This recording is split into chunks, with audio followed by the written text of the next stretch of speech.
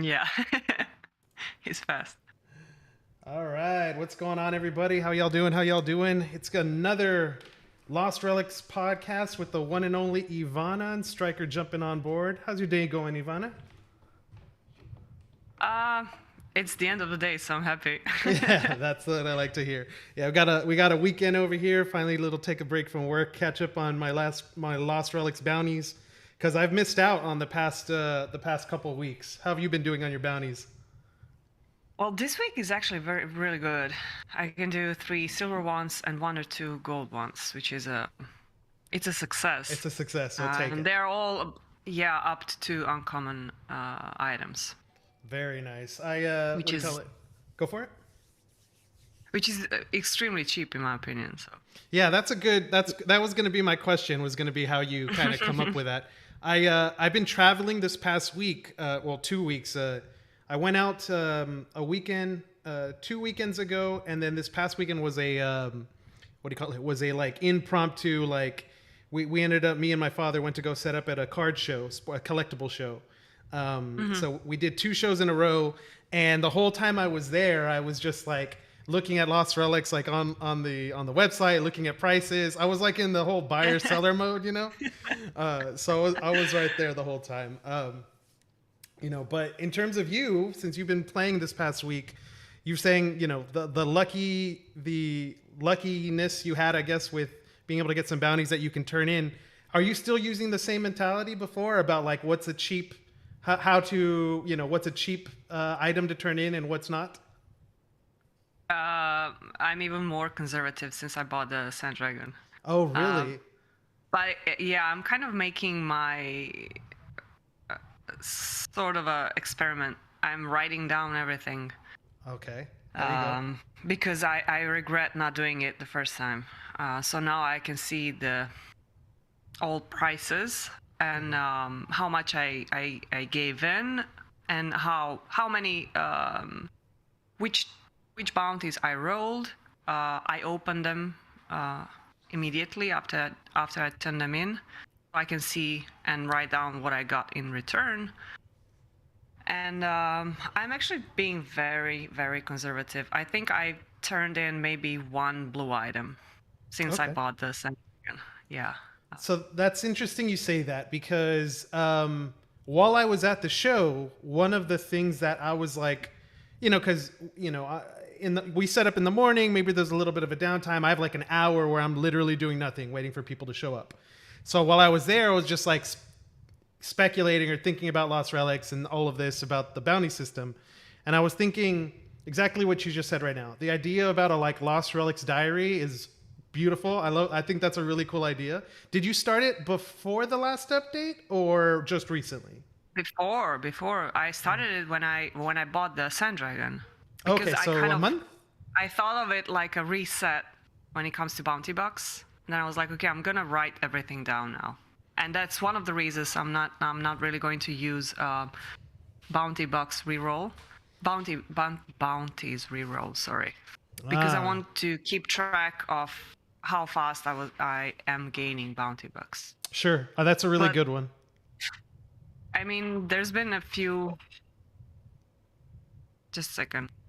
No worries. Yeah, it's been interesting because I've been thinking the exact same thing on being more conservative, but I think I have a different reason than you do. But go ahead. Feel free to continue where you left off. Um, where did I left off? About being more conservative on um, your Lost Relics diary? yeah, okay. So I also wrote down actually, um, because I bought some arrows Mm-hmm. uh, once the update came in, because my thinking was this is probably a good way to make some quick cash. I was basically converting bounty bucks to gold, but I only did it. I think I spent 16k bounty bucks. Can you remind me how many arrows you get? 500 Okay, 500. Yeah, per 1k. I would guess that was a successful No, trade. or 4k. Sorry, 4k. I would guess that if you For you made you made a good amount of gold when you did that. Yeah, I was selling them for 120 Nice. per piece. So you know, comparing the arrows to the other items you could turn turn in bounty bucks for, you were going to make significantly more by using the bounty bucks for arrows than using them for any of the other virtual items, right?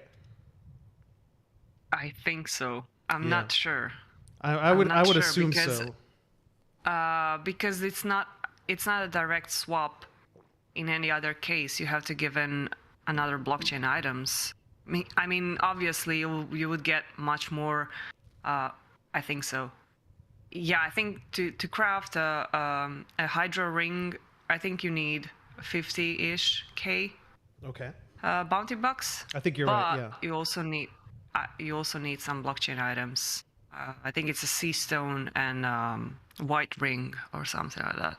Yeah. So that only makes it, harder to obtain to give in, and then in return you get almost 1 million gold. So in my opinion, 4K bounty bucks for 500 arrows was actually a very expensive thing to do. Because to get 4K bounty bucks, you have to do 4 bronze bounties within the initial 48 hour. That's true. Yeah, so it was a race to see. I mean, if you didn't already have the bounty bucks, it was a race to collect them to be able to use them and then make the sale. Yeah. So I think it was just. Go for it. I'm sorry. I think it was just like a very quick. What is the expression? Sink of bounty bucks. Like for players who have a lot of them, who maybe even already bought the Sand Dragon, it puts arrows on the marketplace. It also gives them some gold, and it also serves as a sort of a sink. Because and you're also not. So you were willing to go ahead and do that for the opportunity to sell arrows on the market, especially right when the patch launched, right? Because it's such a major change. Immediately after, yeah. Right. So, but when it comes to the idea of like re-rolling bounty bucks, like the re-rolling the bounties themselves, that's a different scenario. You're not willing, at least at this point, to spend the 1,000, right? Yeah. Like, is there a number that feels good for you if it were to be changed? Or are you just, hey, bounty bucks are off limits? I mean, because I'm basically keeping track of everything, I would like to avoid that because I like the system that I've put in place. I write down the amount of roll bounties. I'm basically writing down everything. So re-rolling is kind of messing up with my system.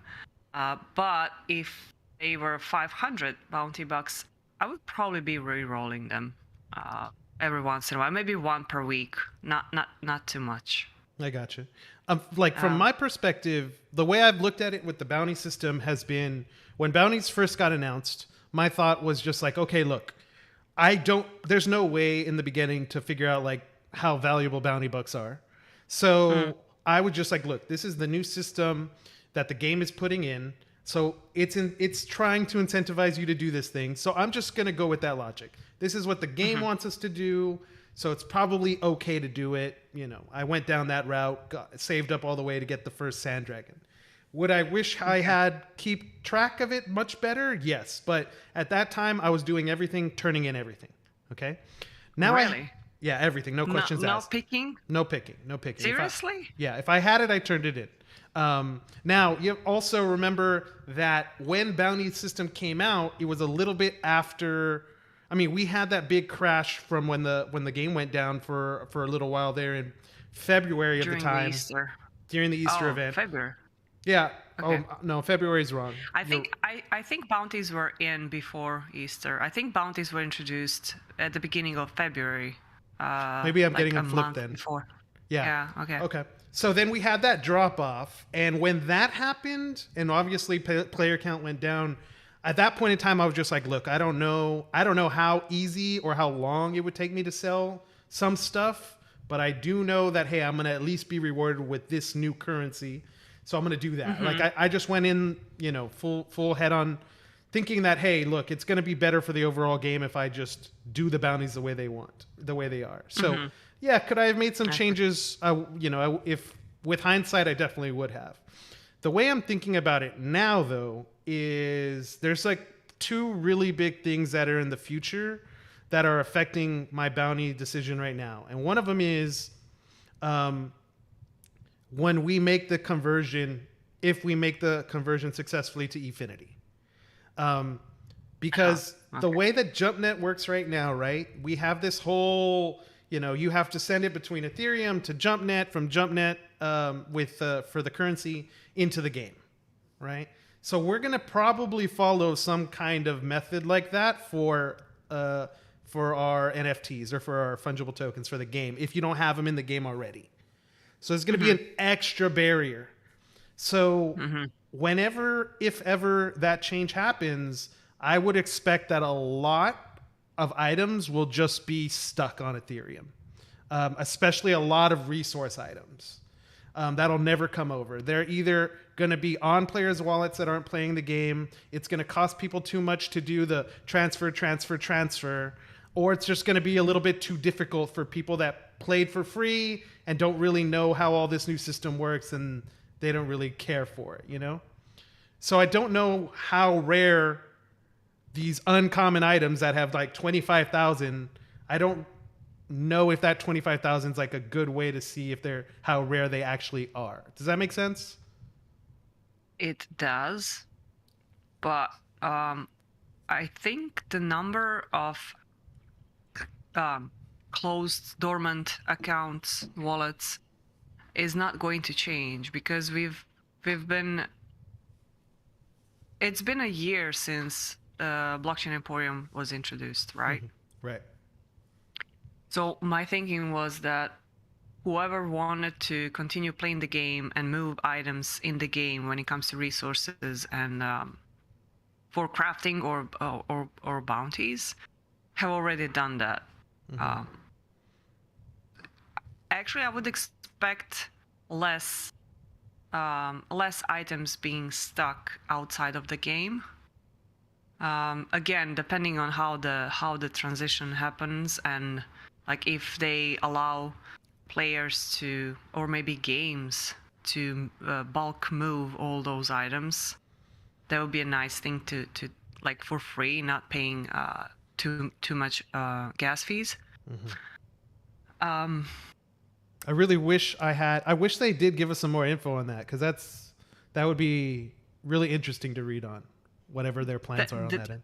I think they did a small update recently, and they said that in this month they plan on allowing some selected developers to try out Efinity.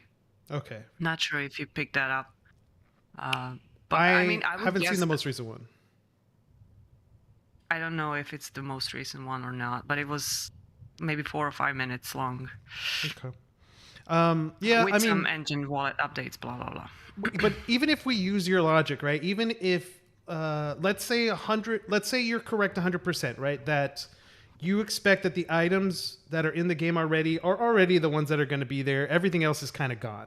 They're just gone, for whatever reason. Okay. Then wouldn't you say that if one of these uncommon items it says minted to 25,000, if there's only really 2,000 in the game, wouldn't that make a big difference for you if you're turning that item in? Yeah. Right? So like for me, it's kind of like, look, all of these items right now are the uncommons are very low in Shadowstone costs. So my thought has always been like, look, not all of them, you're right. They're going up significantly, some of them. That's exactly. But we can talk about that. That's exactly it. So I have been thinking, like with this new update, it's been perfect because new update comes out, all these new mechanics, everybody's more into like discussing the game, what has changed, why it's changed, what's important, what's not important. And then you start to see even more market activity. You start to see people moving. You start to see things selling. You go look at the Discord and you see people posting, sell, buy. And it gets exciting, right? So since the last time we've had this much activity, like we're obviously on an upswing in terms of activity because of the update. The last time that happened, between the last time and now, we've had a big drop in engine price. You know, we were in the $4 or $5. Right now, we're in the 60 cent range, I think. I haven't checked it in a couple days. The last time I checked was half a dollar, 50 cents. Yeah, exactly. So so the thing I keep waiting for, or I've been waiting for, has been to watch the value of these items in Shadowstones appreciate, right? So if engine's going down, people are going to be willing to pay more Shadowstones, just naturally. So I've been waiting for that to happen, and I think it just started happening. Because while I was at the show, I got a couple text messages or a couple of Discord messages that a Reckoning had sold. And I looked at the marketplace. A Bane had also sold, a Devouring Void, which I think is the most interesting one, and a Wrath of the Swarm. So like of the mythical on in-game. In-game. Oh, okay. And every single one of these jumped significantly in Shadowstone value.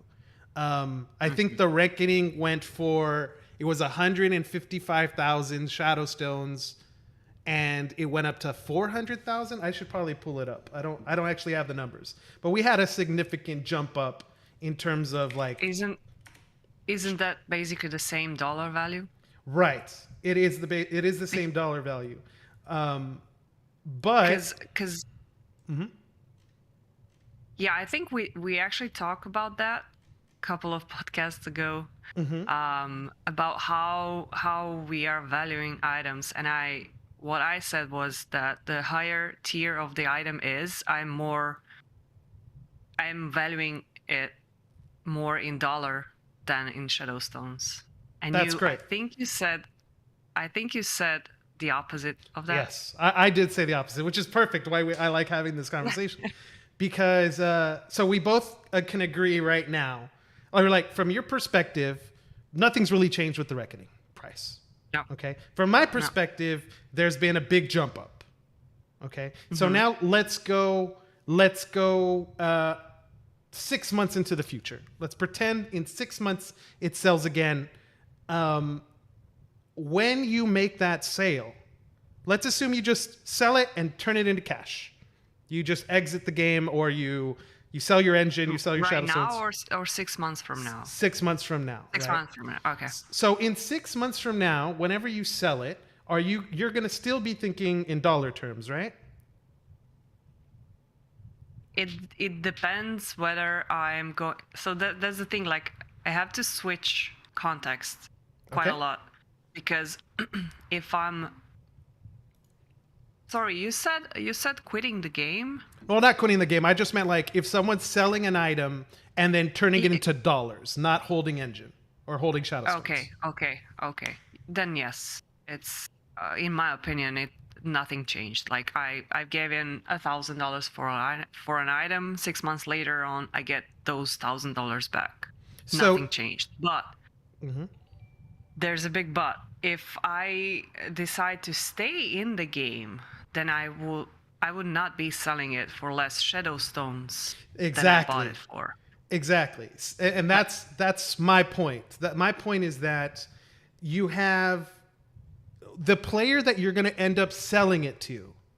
They're going to be coming. They're buying it because they want to be in the game at that time that they buy it, right? Yeah. So then they're buying, and they're buying in Shadowstone value, just like you just said you would if you were staying in the game. So the difference here, if we know for a fact the seller is going to be thinking, or the buyer is going to be thinking in Shadowstones, then your dollar value just went up, right? So the seller, the buyer is always going to be thinking in Shadowstones. Okay. Or no, you don't agree with that one? I think it depends whether it's an old player or new player. Because if you're just entering the game, you are putting in some money in the game. and you are anchoring on the current prices, let's say like that. So That's a good way to put it. you're being introduced. For example, a player who comes in the game right now, he sees uncommon blockchain items are 25 per piece. For me, they used to be 5 shadow stones. Right. So right now I'm more hesitant to buy them, but I'm more like, there's a higher chance that I will be selling them than buying them. But for someone who is getting into game, he sees those prices and he thinks that that's the I don't know how to say normal price, you know. I think the same thing would be for higher tier items as well. Okay. Well, I'm not go for it. I'm not thinking about players who have been here for a long time and who have learned to take advantage of cycles. For example, right now, in my opinion, while the engine is low, the problem is we don't know if it's going to drop any more, or is this like bottom-ish price. If prices start going up, things might eventually, especially high tier items, eventually drop in shadow stones. So let's say a smart move would probably be selling high tier items at this point. But I don't have balls to do that. Yeah, I'm right there with you. It's just I'm just thinking out loud. Like I would think that something like that would be a smart decision to do, but I'm not brave enough to do it. I'm right there with you. I can't sell my Sand Dragon, for example. I'm just like, I need it for the game as well. So if we look at another item, let's look at like the Bane of the Immortals, right? And obviously, all these items are not only affected by the price; they're also affected by the update, right? Utility and the number of players. I mean, exactly. So demand in the past 3 days, or I'm sorry, in the past 2 months, there's been 3 sales for the Bane in game. Okay. The oldest was 30,000 Shadow Stones. Second oldest, 40,000 Shadow Stones. 4 days ago, 100,000 Shadow Stones. Okay. We've had a lot. I mean, how long has Engine been down, right? Like, I actually don't know that price. So, a lot. It's been more than 2 months. It's probably been 2 months, so. maybe 3. I think it was March when things really got bad. So when I'm thinking here, obviously the new update has made things a lot harder. We now have the roll mechanics so that if you get in trouble, you can roll out of it, hopefully, if you get swarmed. But the Bane is also one of those items where, like, you get swarmed, you're taking so much damage, you know, that is a quick hit the button, just destroy everything in your path and move on to the next room. So yeah, I see added utility. I see it, you know, and I can understand, hey, for both of those reasons, the Bane went up, you know. But then I see the Reckoning go up. I see the Bane go up. I see the Wrath of the Swarm. Now, the Wrath of the Swarm's like really rare, right? So I think that I think 25 of them. I mean, it's basically a transcendent item, right? When it comes to scarcity. Exactly.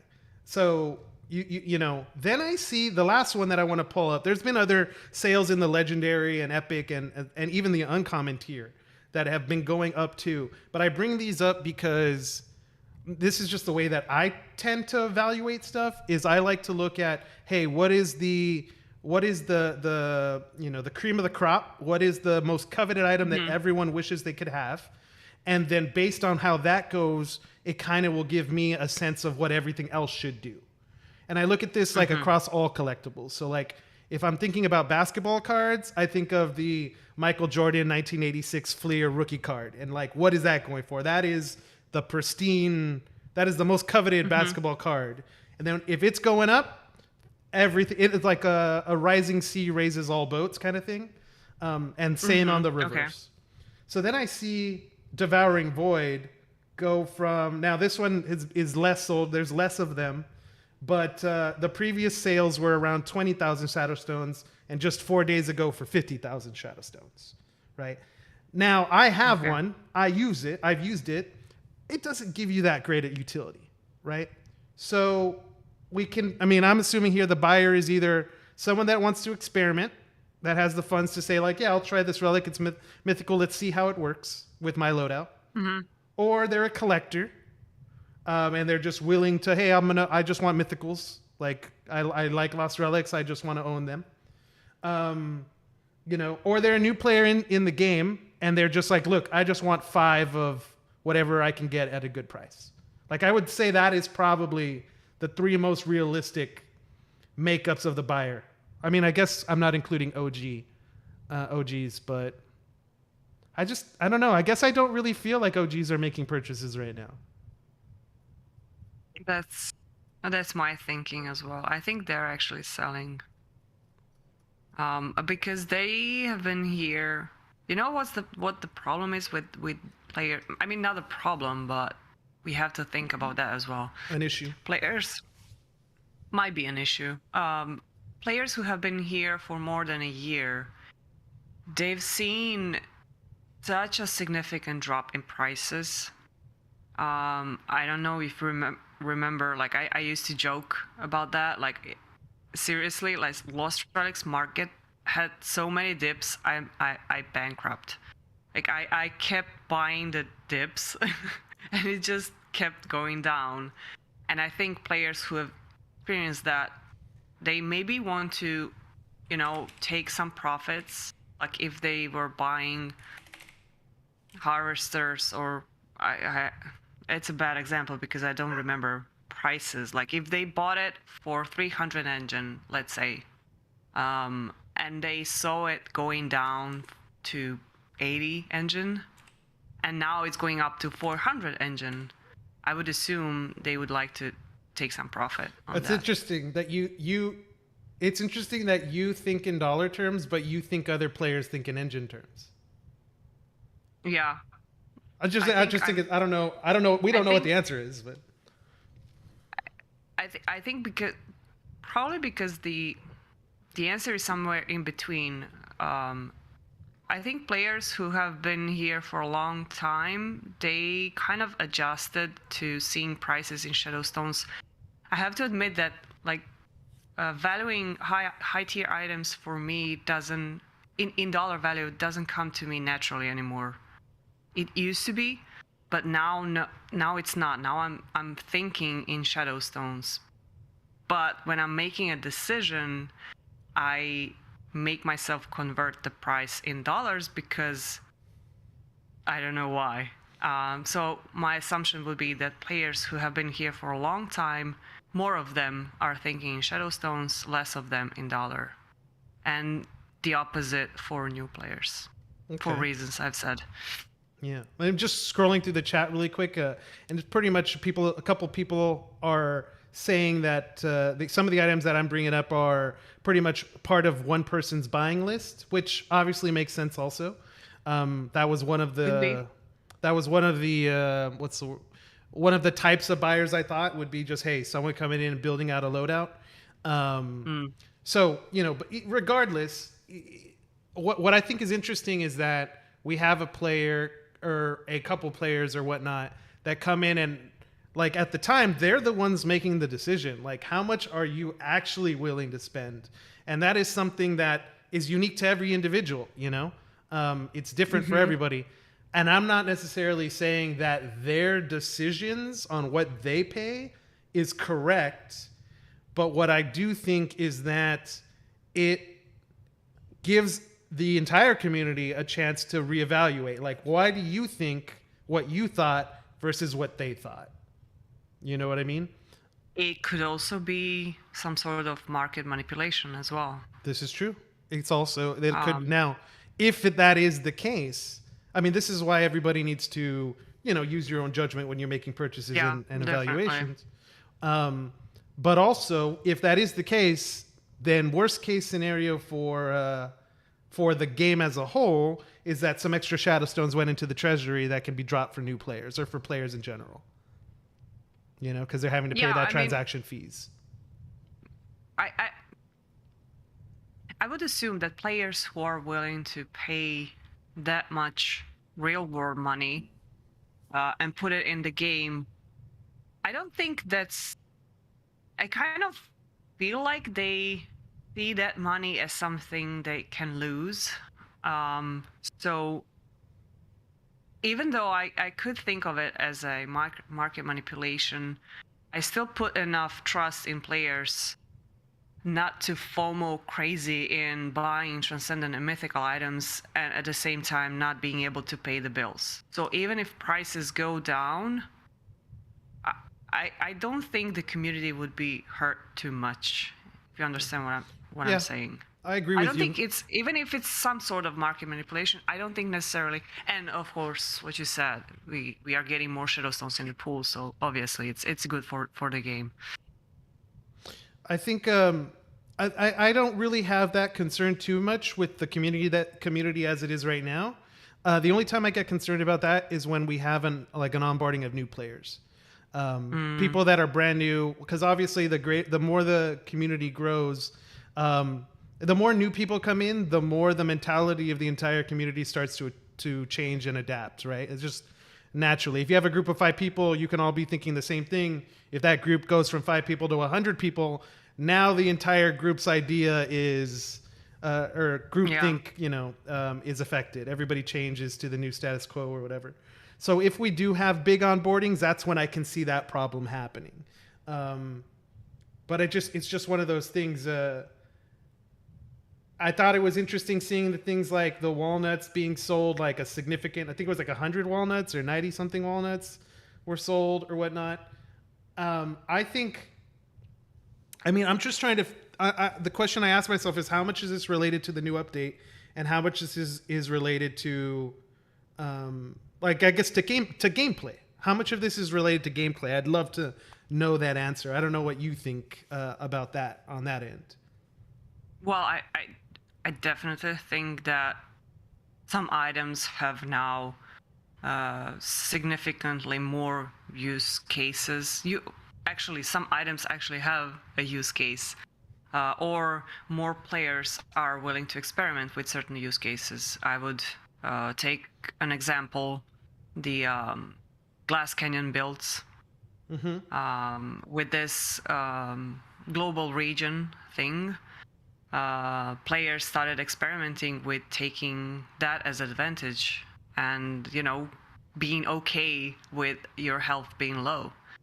And so now you have a couple of different, some of them are more virtual sided, some of them are more blockchain sided, but all of them are using Deathly House, Amulet of Deathly House, or whatever the name is, that gives you 25% more mana damage if your health drops below 30%. Those items used to be, that blockchain item used to be like 300 Shadowstones, and now it's like 1,700. Yeah, I was looking at that one and the Jasper of Jewel because I remember both of them were like 300 Shadowstones. Right, yeah, so Jasper Jewel went up in price. Yeah, and it's just like crazy. I think it's kind of amazing how quickly players react to the update. There's people obviously just reading the chat again, some commenting about the idea about bows versus melee, how bows have become obviously weaker over time with this new cost that's associated with using them, and the idea that like legendary tier is the most, like, not the most valuable, is a very valuable tier because you can use it in so much of the game. So I think both of those are very, very good points. I think, and obviously like the difficulty of the game has risen, so we rely more on powerful relics than we used to, because the game used to be like, I'm looking from my perspective, like how I treated some relics. I was like, yeah, this relic is really good, but I don't need it. Like, I don't see a point of buying a relic which is overpowered, in my opinion. For today's now patch. Now the sentiment changes a little bit. So those extremely powerful high tier items actually have use. Yeah, I think what's interesting about Lost Relics specifically and how this tier system works. I was listening to a podcast that had it was hosted, I think, by Polygon, and it pretty much had a video game stock analyst, like just a guy that just specializes in trading, EA, Activision stocks, like just that. It had Oh, okay. one of the leaders from Animoca Brands, so he's like really hardcore into Web3 games, and then the moderator.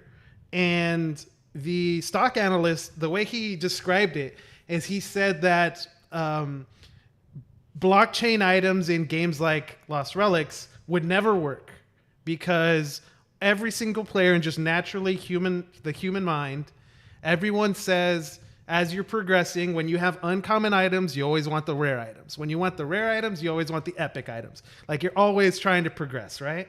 So he's like, all of these items, 90% of them are going to be thrown away, and everyone's going to be going for the top 10%. So why not? He would just say, like, it's not going to work to create all these items. Just create the top 10% and just sell that only. That's the only thing that will work.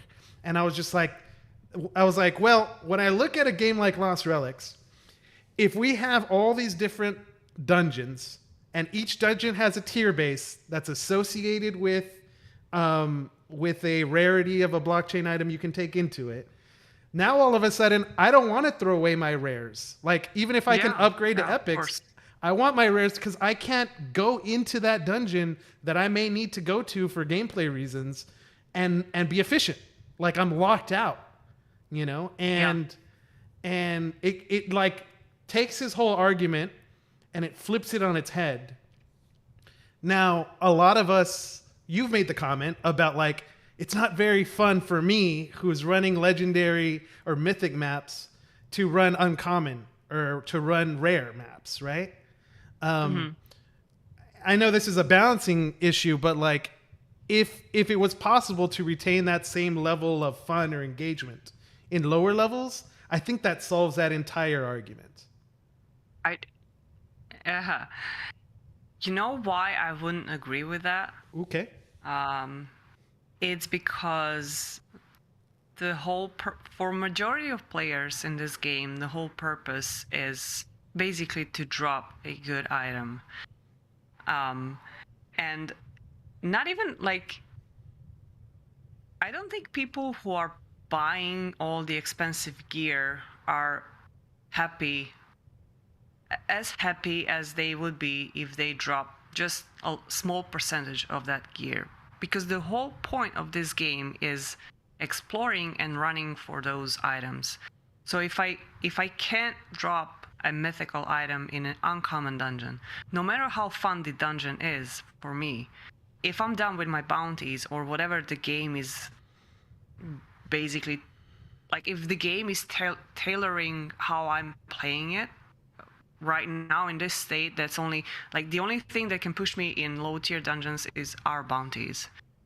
And I'm still willing to spend more time in high tier dungeons than to go run a couple of low tier ones. So that's where I don't really agree with you. Okay. So then, I mean, in general, this sounds like a little bit more of the original argument, which is just people are always going to want to progress, always do the bigger, better, harder thing, and always be aiming for whatever that is. I think it's interesting. I mean, it's obvious, right, that probably the greatest moment you can have in Lost Relics is when you hit like an, oh my god, rare item in the middle of a run.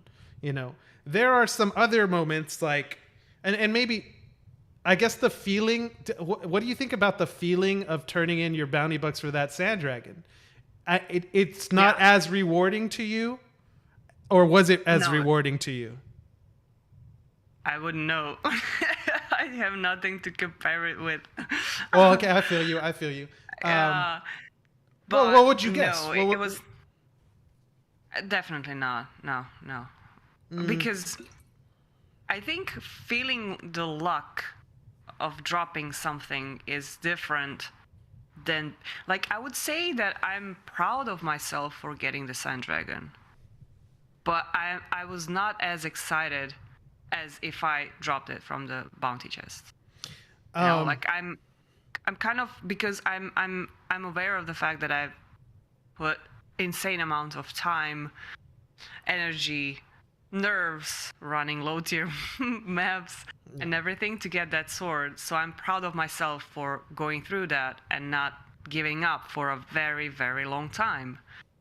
So I see that as my accomplishment. But the amount of excitement that I got when I traded it, I don't think it's even comparable to getting a legendary drop in the dungeon. What about opening up a nest and hitting, or like I'm just trying to think of like all the ways that you actually could get a rare tier item by playing the game.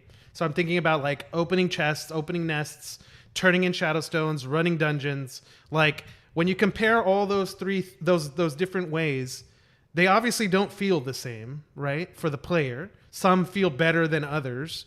But what, like, is it dramatically different? Like, do you feel, would you feel different if you opened up a bounty chest or a nest and hit an item versus actually running the dungeon, or does it not matter to you? It doesn't matter to me, but my urge to experience all the different so I would like to get something from the loot box, and I would also like to get something from the dungeon just to experience specific parts of the game. The highest excitement that I ever felt was actually during the Halloween last year when I dropped the that thingy that we could trade for either Necrotic Nightmare or The Unholy medallion? Harvester. What was it? Something, Yeah, it something was. medallion? Chat will remind I- us.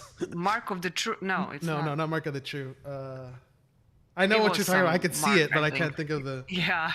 name. So that was my best moment in this game Mark of Death. when I Mark of Death. Yeah, Mark of Death. right. Someone wrote it. No, Yeah, Dr. you Bigo's coming in remember. with the save.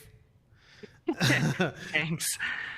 So even though it was within the event and everything, I was feeling much better than when I was buying a Sand Dragon. Just go with me on this idea. Like, I know people will probably say it's not a good idea, but like, what if rather than you turning in your bounty bucks to get the item, what if instead you turned in the bounty bucks to go into a dungeon guaranteed to have the item in it if you survived? Now I know it's dumb. Now I mean, like, you're guaranteed to run the dungeon. I don't know. It'd have to be tweaked. I'm making this up off the top of my head. But my whole point is that, like, I'm just trying to say is, like, is there a way to incorporate that feeling that, or to turn that feeling of you getting the Sand Dragon into, rather than just clicking a button and it's yours, into an actual gameplay with gameplay mechanics, so that you can kind of increase that satisfaction that you got when you found the Mark of Death. You know what I'm trying to say? Yeah, I think that could work because I experienced that during the Christmas event. I got the Spiritic Ring from the boss fight. I love that mechanics, and I think probably, like, I would even expect something like that to come back in the game as some sort of game mode. And right now, like, turning in bounty bucks to run a boss fight, potentially get a drop, seems like a really good idea.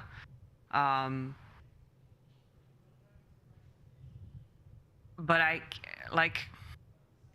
the only problem that I have with, like, I mean, sure, balancing would. I don't even know how to balance that, because I'm just thinking, like, okay, let's say I saved up to 20k bounty bucks, and then I go in the dungeon and I die. Like, Yeah, that would hurt. That would definitely hurt. I think the loss would have to be much less painful than the potential gain for me to really engage with it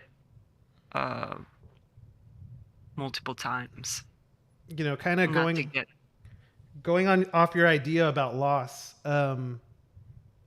with this most recent update, we had a big change here where a death won't cost you your two most valuable or a single valuable item. If I go through the Twitch clips and the YouTube clips, like you see the clips where everybody's like, "Oh my god, I hit this item," but then you also see the, "Oh my god, I just lost so much gold, I just died." Yeah. Right? Like, looking back on it now that that's gone, you could still die, you could still lose items, but that like severity has been taken away. I guess do you think that like big loss needed to be there to make the bigger moments when you hit something feel better? Two, now that it's gone, do you think there's a big change in terms of like the gold marketplace?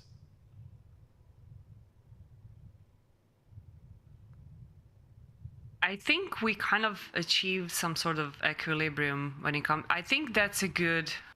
The protected virtuals are introduced in the game at the same time as global health region, and I think it's a good compromise in a way. Like, okay, you don't have to wait or consume more, because the interesting thing that I've noticed is that cooked legendary fish, even though you can now use it in first tier, basically, so no restrictions, the price didn't really go up.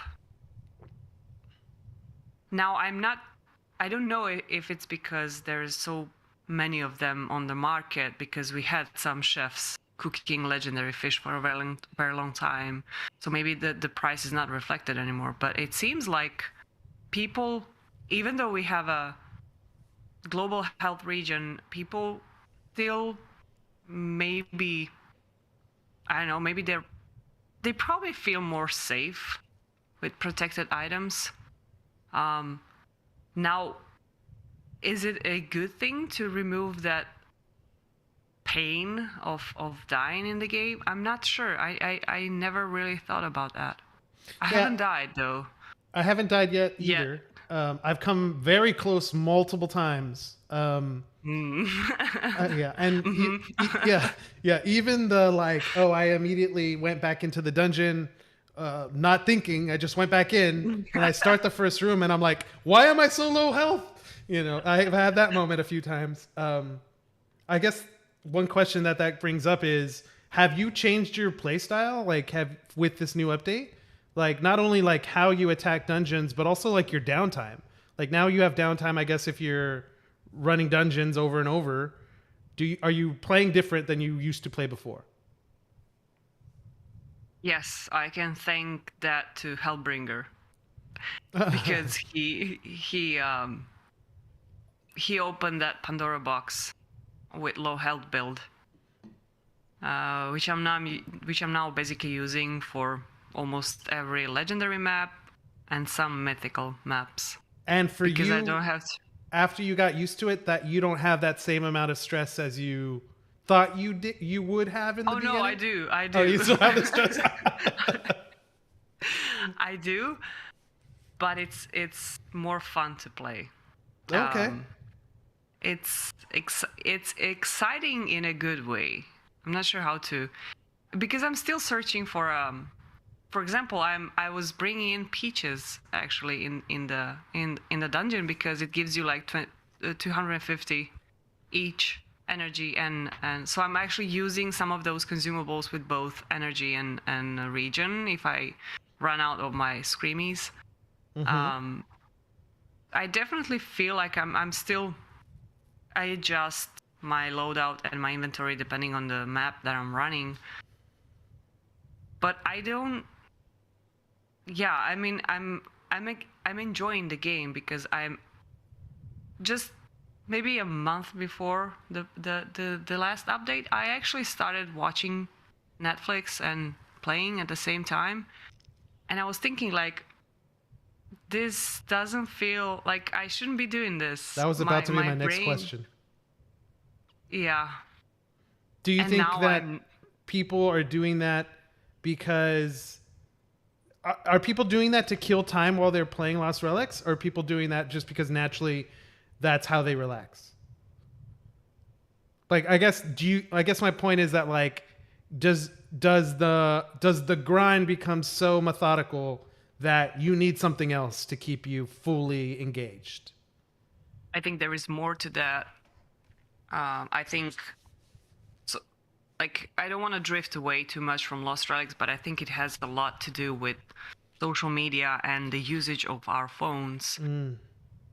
Because I don't think there is a lot of people right now who are able to watch a movie from the beginning to the end without looking at their phones.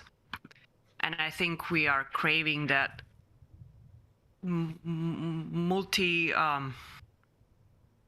experiencing multiple. Multitasking. I'm missing the word. Not really multitasking. More.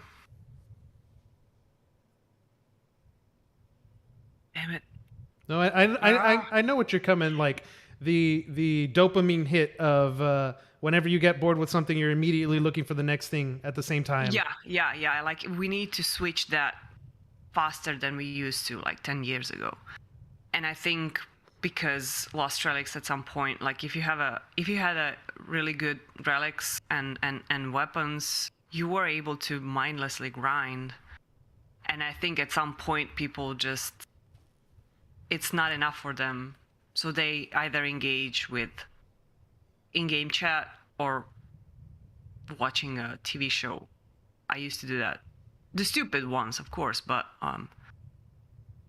it was not enough for me to just play the game. I'm not talking about production skills, though. That's totally different. It's a different beast. Yeah. Yeah, I'm kind of weird. I think for me, it's all depending on my mood. I guess the more competitive I get, the more I just want to be fully focused. Like, I remember for Lost Relics, for me, for the most part, in the beginning, like when I was doing the whole like leaderboard rush and all that, I was like full focus, 100%. Maybe I had music going on in the background, but I was just like 100% in the game. Once I dialed it down and didn't need to play 8 hours a day, once I dialed it down, then it became like hey, you know what? I totally want to play Lost Relics and listen to crypto podcasts in the background. You know, production skills, I would watch Netflix, you know, or whatnot. But what I think is cool is that, like, when these new updates come out, these new, like, you know, your brain starts going about like new builds or like new ways to kill enemies or like what's efficient, what's not efficient. What, you know, when that starts happening, it's just like full focus, but so much so to it's like I leave the game and I go somewhere else and I'm just like, you know, maybe Infernal Hellfire is actually better than I thought. You know, I'm just like somewhere else doing shopping or whatever, going to a movie or whatever, and I just like a thought pops into my mind and like I'm like in the Lost Relics world all over again. I don't know. That's just the way my brain works, and I'm sure some other people like that too. So it's basically the quite the opposite from compared to before the update, right? Yeah. You're now thinking about the game even when you're not playing. Yes. And before it was you're not really thinking about the game even when you are playing. Which is why I also think that the marketplace is just so interesting. And I know there's a lot of gamers that don't like to deal with the whole idea of like buying and selling like real world value in the game. But like for me, when I'm playing Lost Relics and I'm doing dungeons over and over and over, and I get to that point where I'm like, okay, I'm comfortable. This is my loadout. This is my runs. This is my timing. I can do all that. Now I start to think a little bit about like, you know, now I can be like, hey, I wonder what this item really is. I'm thinking about other stuff that's not gameplay related, but is Lost Relics related, you know? More content. Now I get a thrill out of that stuff. Like when I was playing RuneScape, I would jump from one server to another, buy an item over here, go to another server, try to sell it over, and like that's how I spent my afternoon. Like I remember very vividly. My brother's like 8 years younger than me, and I remember it was his birthday. I think he was like turning like 10 or something, like back in the day. And I remember I spent something like 4 days. It was the summer. I wasn't going to school. I spent something like 4 days just buying and selling items so I could get a a rune armor set for him for his birthday. I remember like, and that was like so fun. Like that was just like, oh, what can I buy this, sell that? People want this. Oh, if you hold on, I'll go get it for you. Like that whole thing. I don't know. That's just me, but I know other people don't get a thrill out of it, but I do. And I like how that's a part of these types of crypto games. Yeah, and I think it's important part of it. I don't think we can ignore it anymore. I mean, I shouldn't be ignoring it anymore.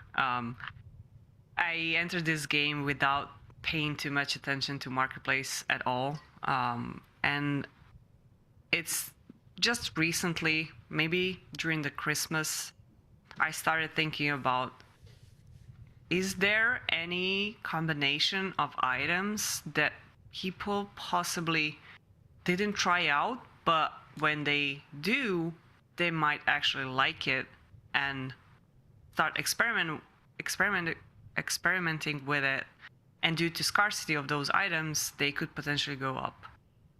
Yeah. And I've never thought about those things before, and one of the reasons why I never sold my Deathly Howls is because it's one of those items. I mean, first of all, I dropped it. It was cheap to sell, and in my opinion, no legendary item should be sold for free engine. Amen. Amen. But I was thinking, like, there is possibly a reason why they introduced this relic. And I still think about that. Like, even some relics which are insanely undervalued. I mean, of course, it could be just a mistake. It could be just overlook. But in my opinion, every single item at some point in some game mode, it will have a huge value. And that's where I lean on hoarding. Not hoarding, actually, collecting, not really hoarding. I don't want to have 20 Seals of Wardens, but I do want to have like 2 of them, one to use and one potentially to sell, if those items actually become extremely valuable and go through the process of Jasper Jewel and Deathly Howls. Yeah, I think it's really interesting the way that you put it. I look at it the same way.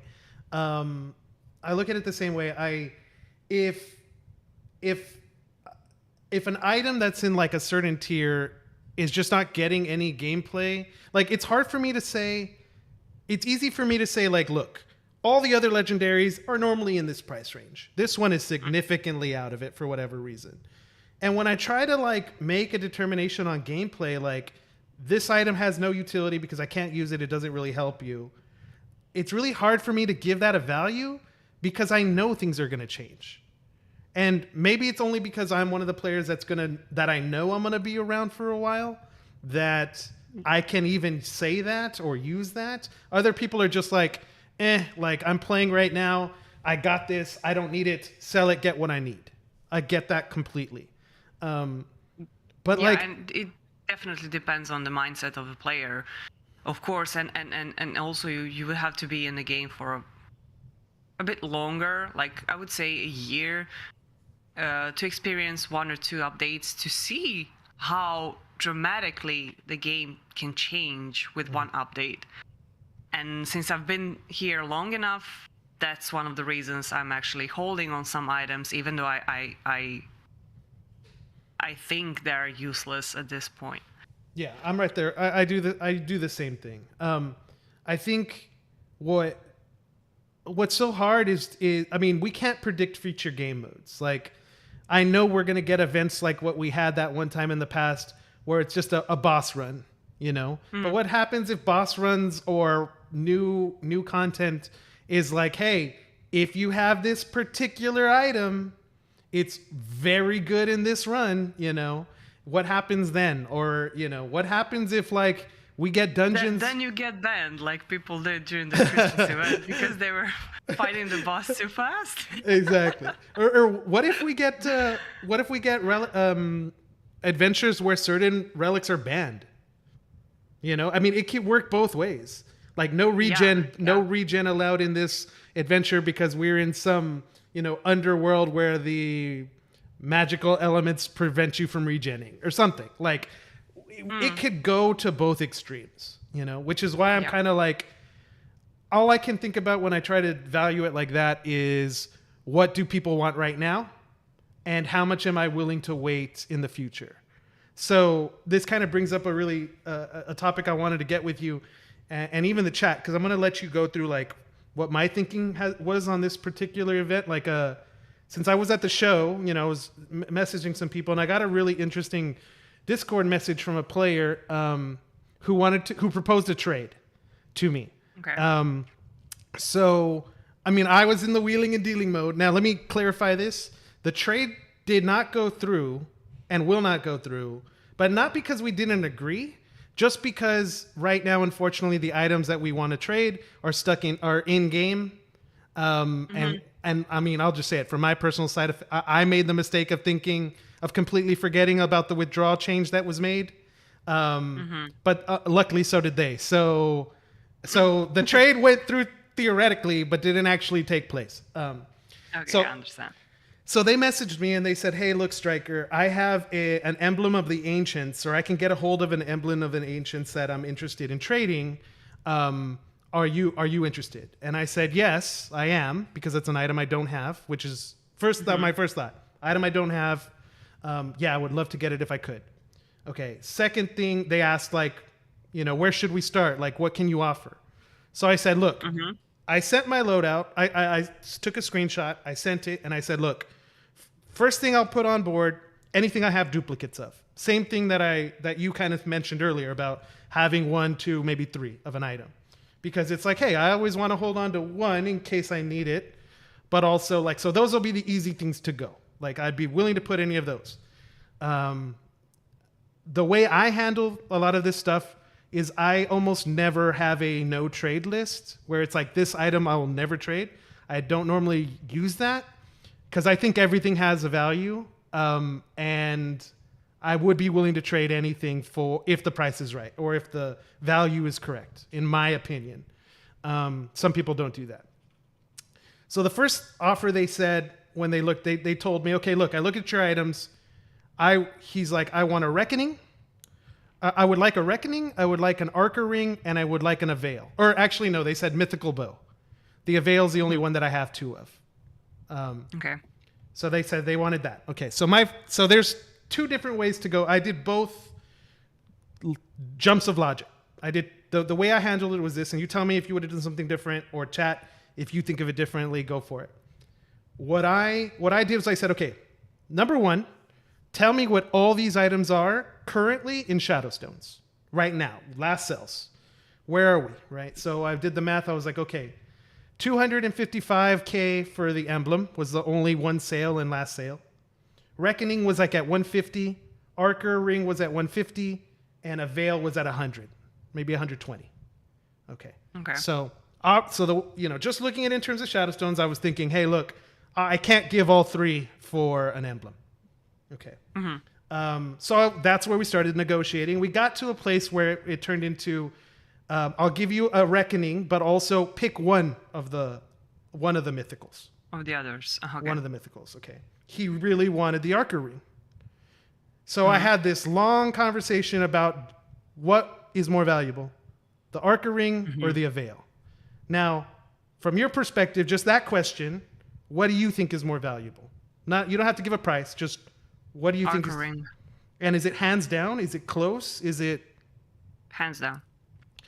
Archer Ring's priced at 150. Avail's priced at 120. Is that close? Like, are they 30K Shadowstone difference? I don't think so. I think Archer Ring should be higher in price. Double? Double an Avail? So there's 60 Avails and there's 90... I'm rounding. There's 60 Avails and there's 90 Archer Rings.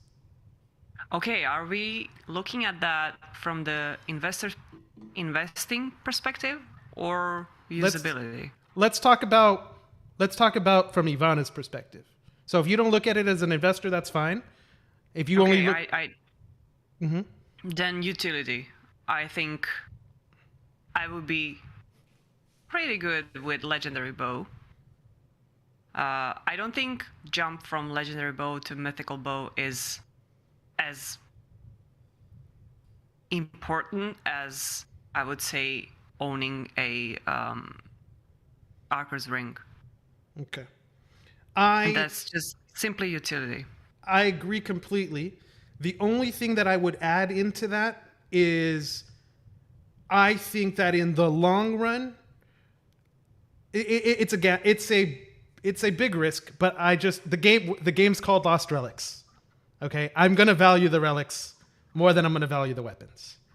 Now that's a big risk, because when I say that, I am acknowledging that a handful of these relics will be super powerful and a handful will not have utility.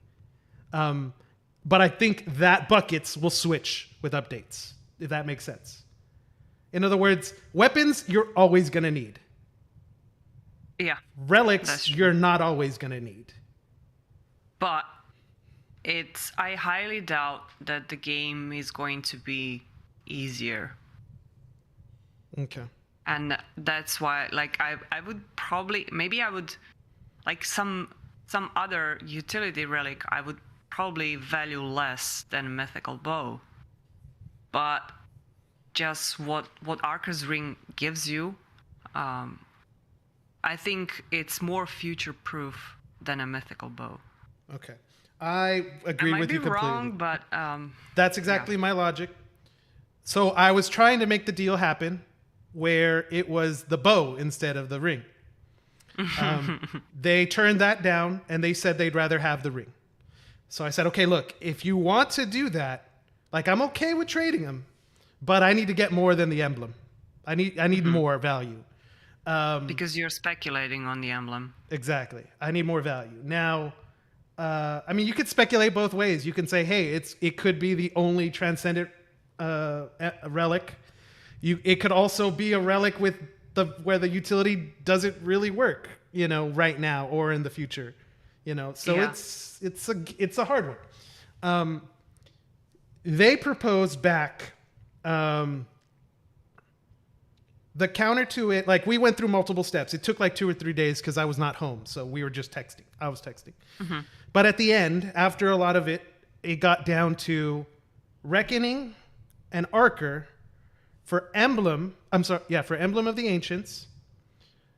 3 legendary relics, which was Blue Graham and 2 bands of Irem, and 3 epic relics, which was the Bloodstone.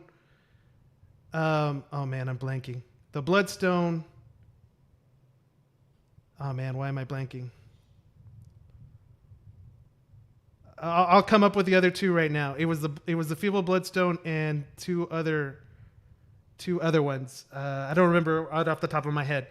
But the whole point was that we came down to this idea of pretty much the Blue Graham was the most valuable one. The Band of Earums don't really have much value. The Feeble Bloodstone has very good value compared to other epics in its tier. Now, if I used my logic from the very beginning, which was, what are all the current prices? That's how a lot of trading I do in sports cards is like, you want to trade me 10 cards. I want to trade you. Tell me what you value all those 10 at. Okay, it's $100. I'll give you $100 worth of trade value. That's normally how I do it with sports cards. So I was trying to do that with this. So I ended up saying that based on what I was thinking, I was willing to do that deal, and I understood that I was probably giving up, the way I calculated it, I was giving up around 500 engine worth of value. Like, I should have gotten 500 more to make it a fair trade, in my opinion. But I was willing to do that because I had duplicates. Okay, if I had not had duplicates, I would have wanted an equal trade, and I would have gotten an emblem and been happy with, I got something that I don't have, and go from there. That was my logic on selling or trading, was based on Shadowstone price. I also believe, and I think we're seeing it now, but I don't know. But I think we're seeing Shadowstone values increase right now, which we saw a few of those. I think we'll keep seeing more of it. I don't think we've seen it yet. This is just my opinion. So I also was just like, look, hey, it's going to be going back and forth. I don't really know what to do. So I threw away the whole cash logic of it, Shadowstone logic of it, and I just said based on rarity. Transcendent for Transcendent, okay. Relic for weapon. I think the relic. I like the relic more, so I'm getting that relic. I'm giving the Reckoning. Okay, kind of fair. Would I give an Archer ring a mythical? Would I give a mythical for 3 legendaries and 3 epics? And then I was like, man, that doesn't feel right. What do you think? Do you think one mythical in general, a mythical should be worth 3 legendaries and 3 epics? I think it should be more, but I also think you can't value all legendaries at the same. I don't think you can put them all in the same basket. You remember how earlier you said the comment about I have a personal opinion on what legendaries are worth, and it should not be below that price? That is kind of the logic I'm using. That all legendaries should not be lower than X, and all epics should not be lower than X. Yeah, that too, but also scarcity of some of them. We've seen the introduction of liquid supply during the Christmas event, and I don't think, for example, Frost Waver or Spiritic Ring should be valued the same as other legendary relics, because there is only like 150 of them or so. Because they're the unique event items. They are event items. They are much lower in value than, on average, any other legendary item. And, well, the ring is really powerful, in my opinion. Do you think that... do you think at the end of the day... I wouldn't do the trade, by the way. If you were who?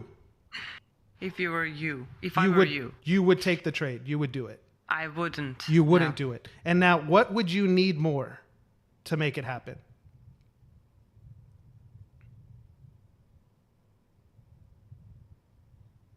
I would probably put in if you one take of out those If you take out the ring and you put in the Avail, would you do it?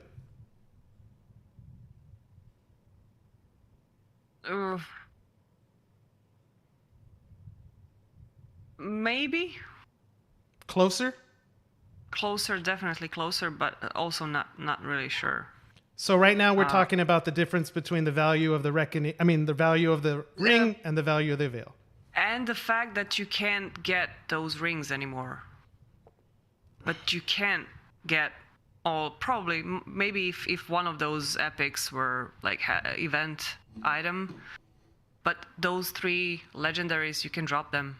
You can get them in some other way. I would. But can you really get them in some other way? No, of course not. The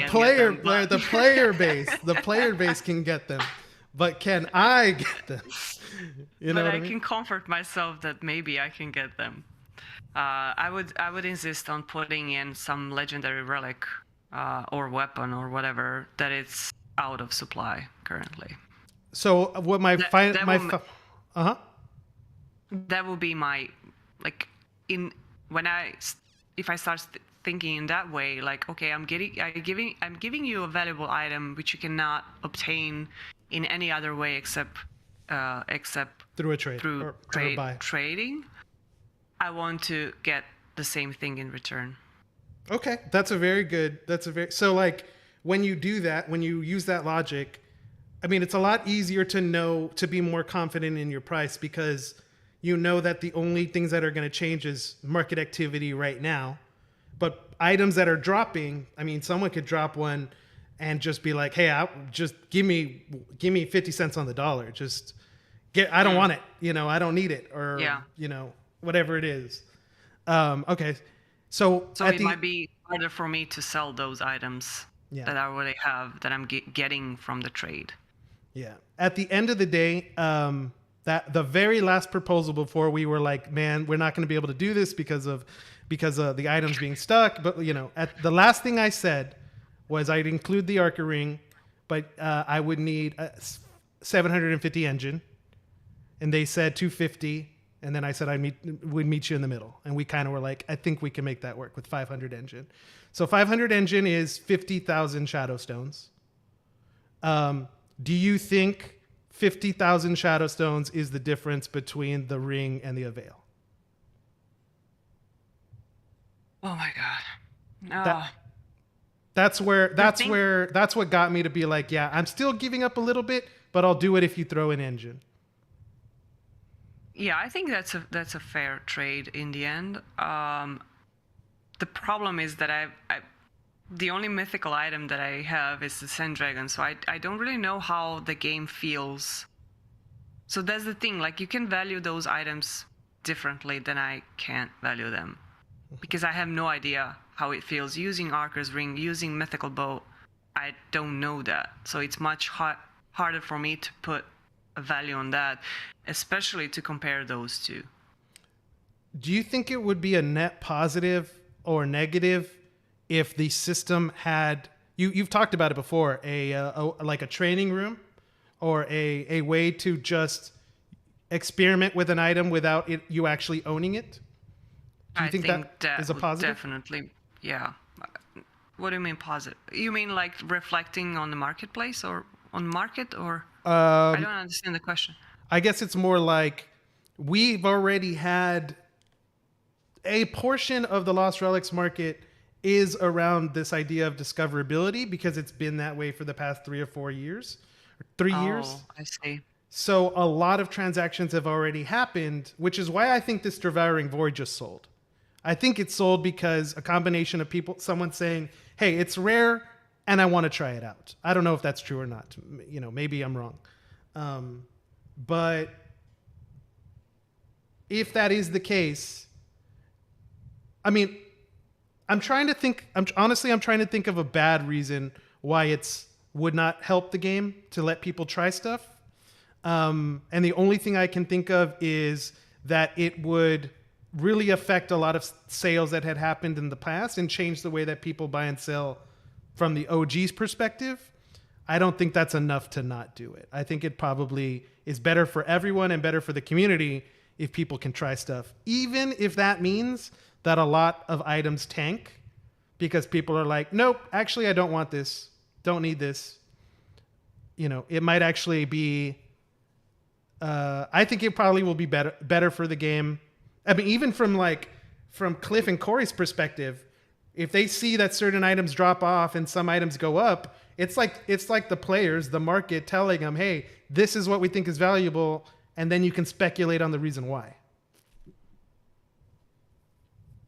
I think maybe at this stage of the game, I mean, don't get me wrong, I would love to have something like that because I'm very cautious and I don't like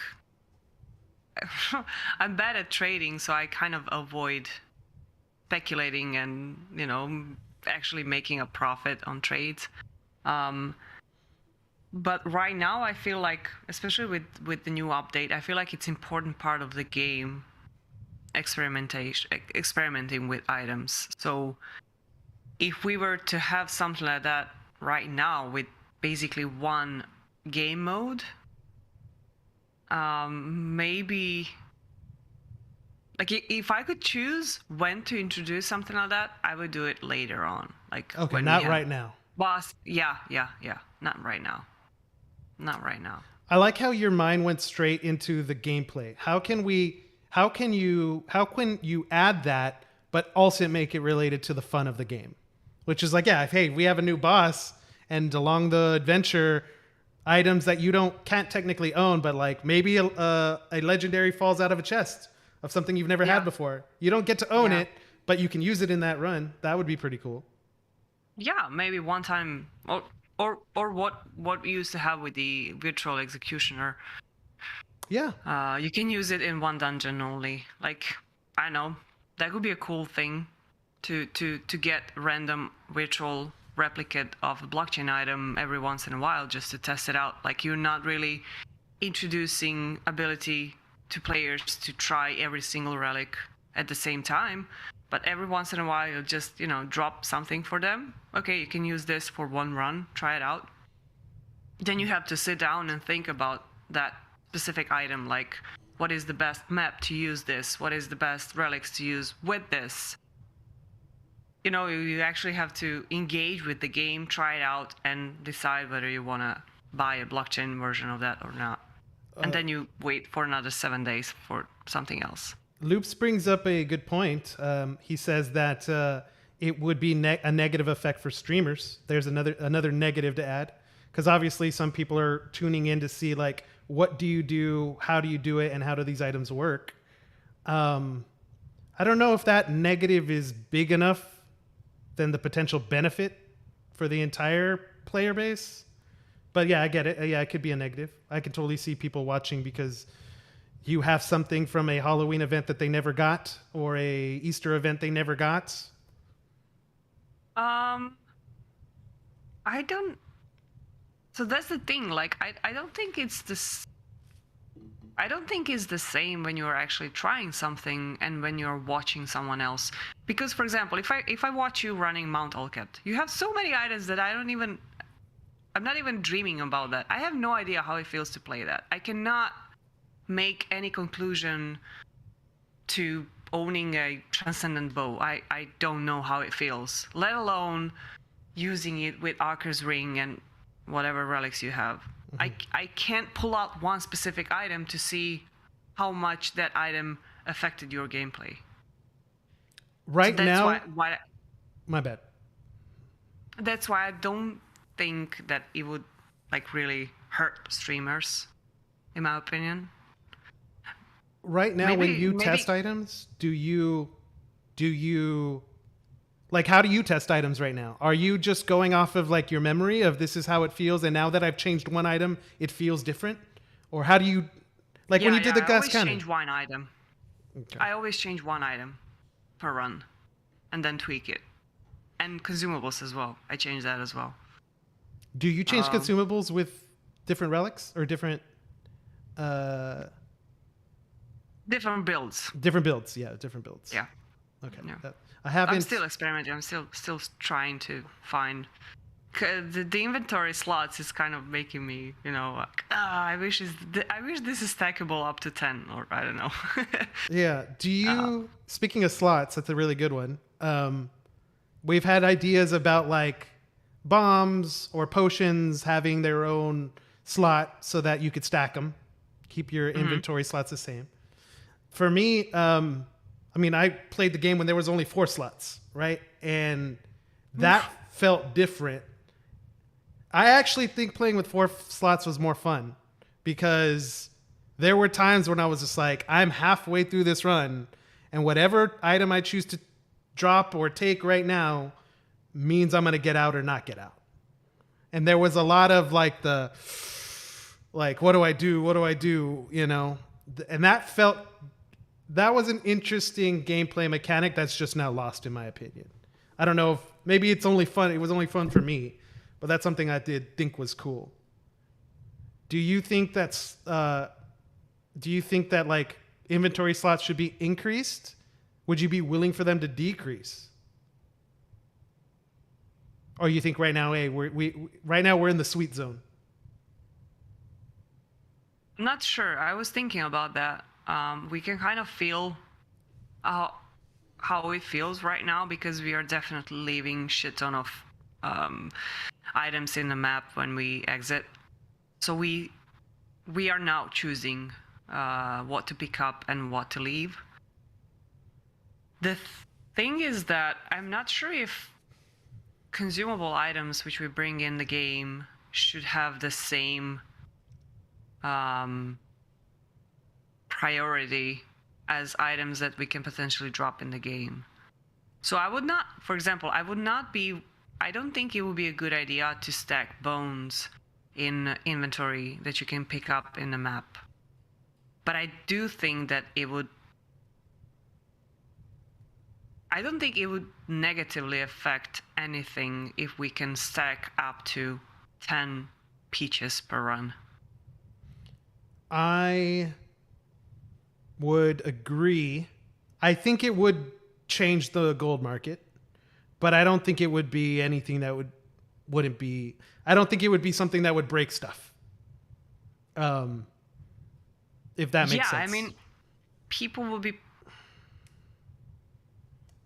I don't know. Like at the same time, we would have more room to pick up items in the map, but then again, we would be spending more of them. So I think in a way, it would.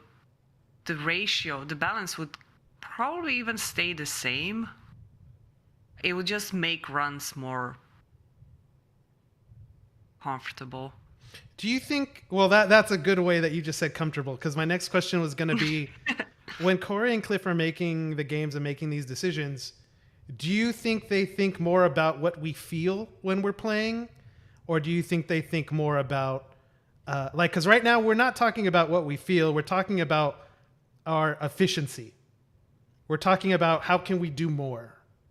Okay. But that's not necessarily how you feel. And I would, just from reading, especially Corey's like thoughts, he always will put the idea back in about what does it feel like? What is your experience like? I'm 100% sure they think about our feelings more.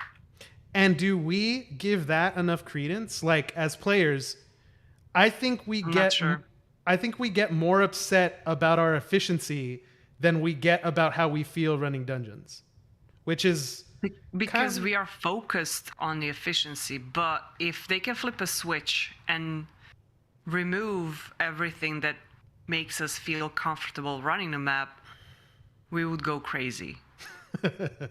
I think we're just used to whining about something that it's not like. I think we're just too focused on the efficiency at this point that we totally forget to enjoy small stuff. Like, I'll give you a simple example: the armor flying around when you hit mobs. I love it.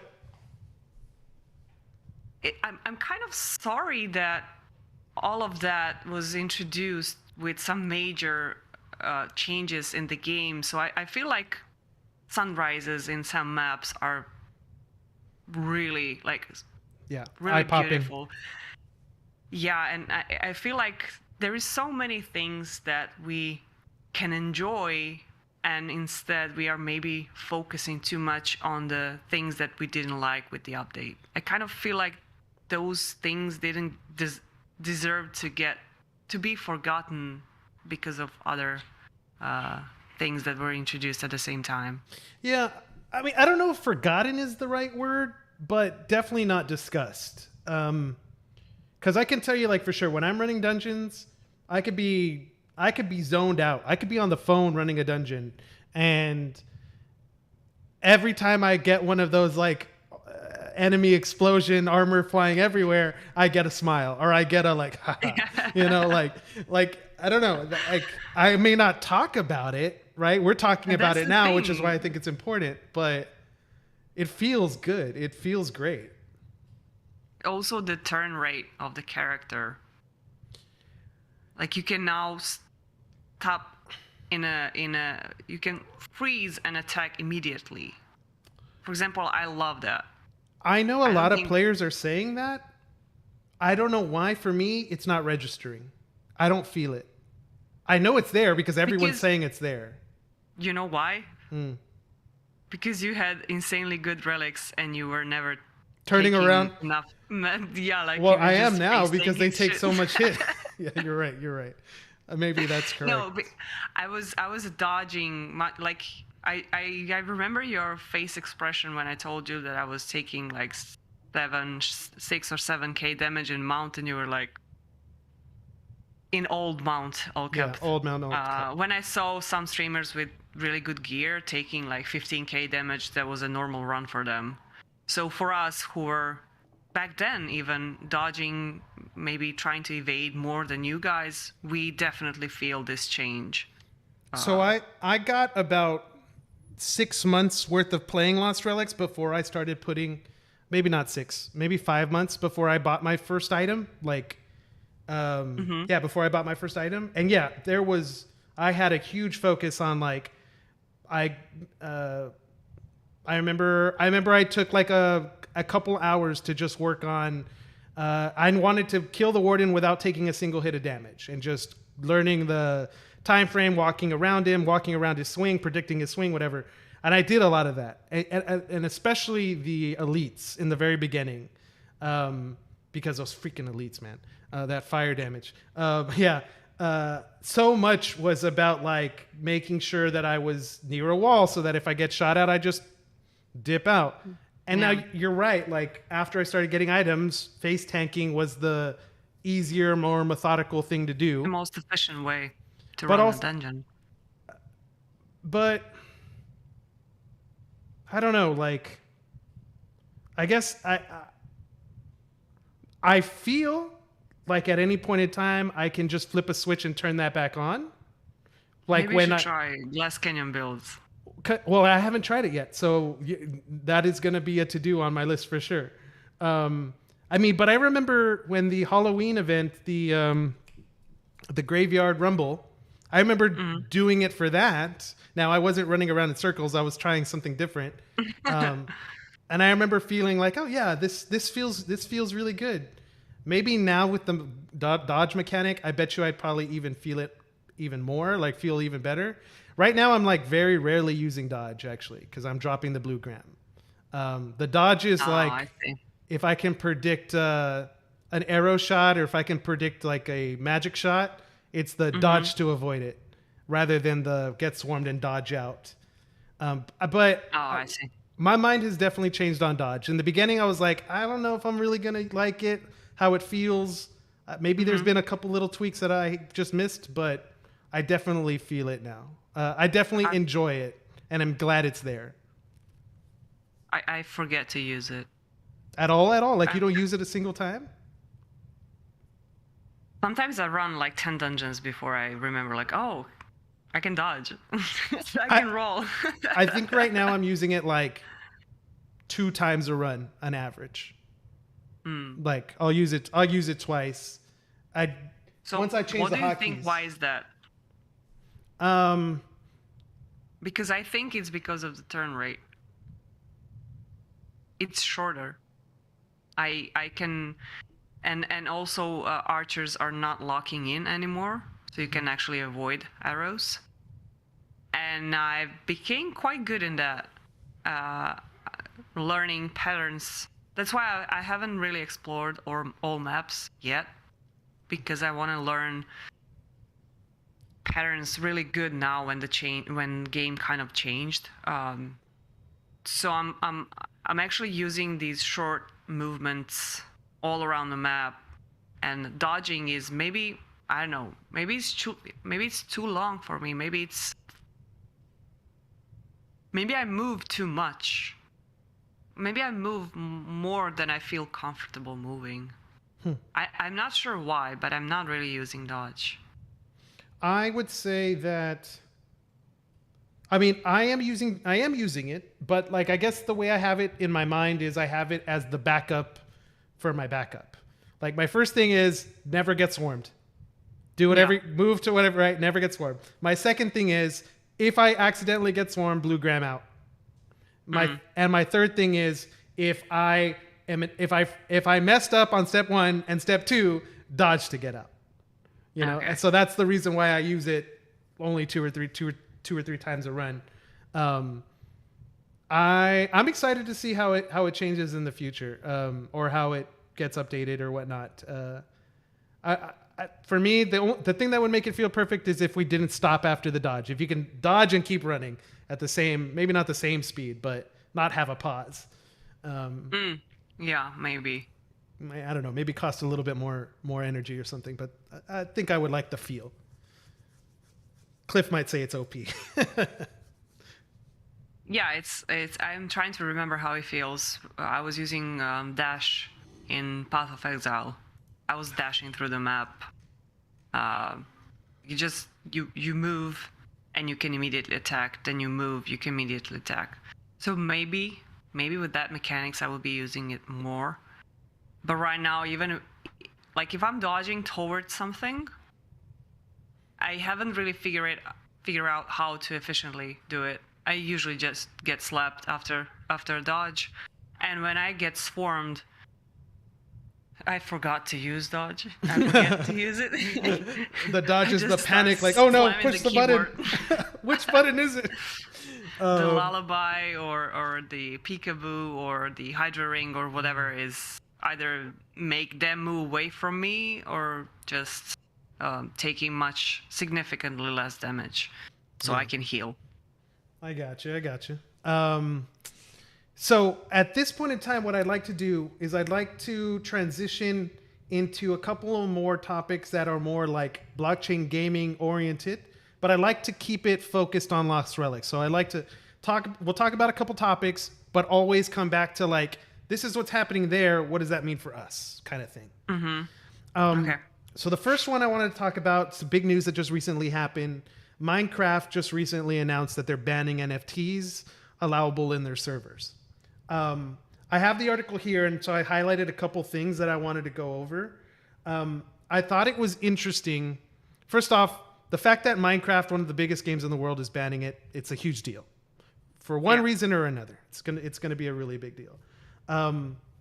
What I thought was interesting reading it. Oh, I'm sorry, you were gonna say something? Yeah, just fill me up with how are NFTs being used in Minecraft at the moment or before they ban it? So there's two major ways, or there's two ways I want to bring up. I'm sure there's more, but one of them is directly related to Engine. There's a project called My Metaverse, or no, wait, I'm sorry. My Metaverse that has pretty much a Minecraft server, and they're allowing you, when you're playing in the game, to be able to mint certain NFTs that are related to, that gameplay experience. It's its own little group, its own little project that exists in that world. Only on that server. Only on that server. Okay. They do the same thing, I believe, with Grand Theft Auto 5. So like right now, if you own a Lost Relics Founders token, in Grand Theft Auto 5, you get that vehicle. In the Minecraft server, I believe they're minting like the armor, the diamond swords, the shovel. These are NFTs that exist on Engine X that are also used in some of the other Engine games. So pretty much what Minecraft is doing is they're saying, look, first off, Minecraft, like the way that they build it is that they allow players to create their own instances, their own servers for players to come and play in. And this is what one group is doing with one server inside the game world of Minecraft. So pretty much Minecraft is coming out and saying hey, if we know that you're doing this, or we hear that you're doing this, they're going to take enforcement action.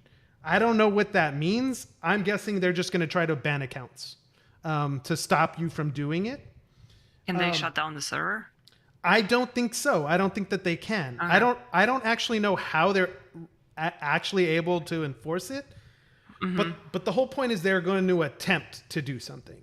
They're going to do their best to keep it out because they're putting a pretty strong worded message out there. I think what's really important to start with is that when I read through their message about why they're banning it, they did concede, because there's always this argument about like what is an NFT or what is not an NFT, what is blockchain. They did concede a couple issues. They started by saying that NFTs are unique, they're non-editable, they're digital tokens that exist on a blockchain.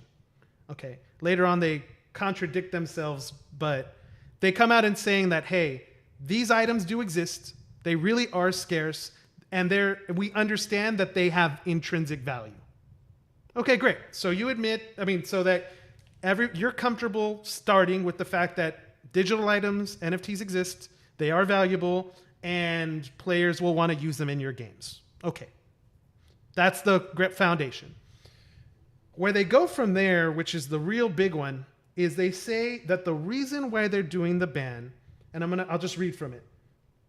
I'm going to read two lines here. It says, our policy on NFTs in Minecraft.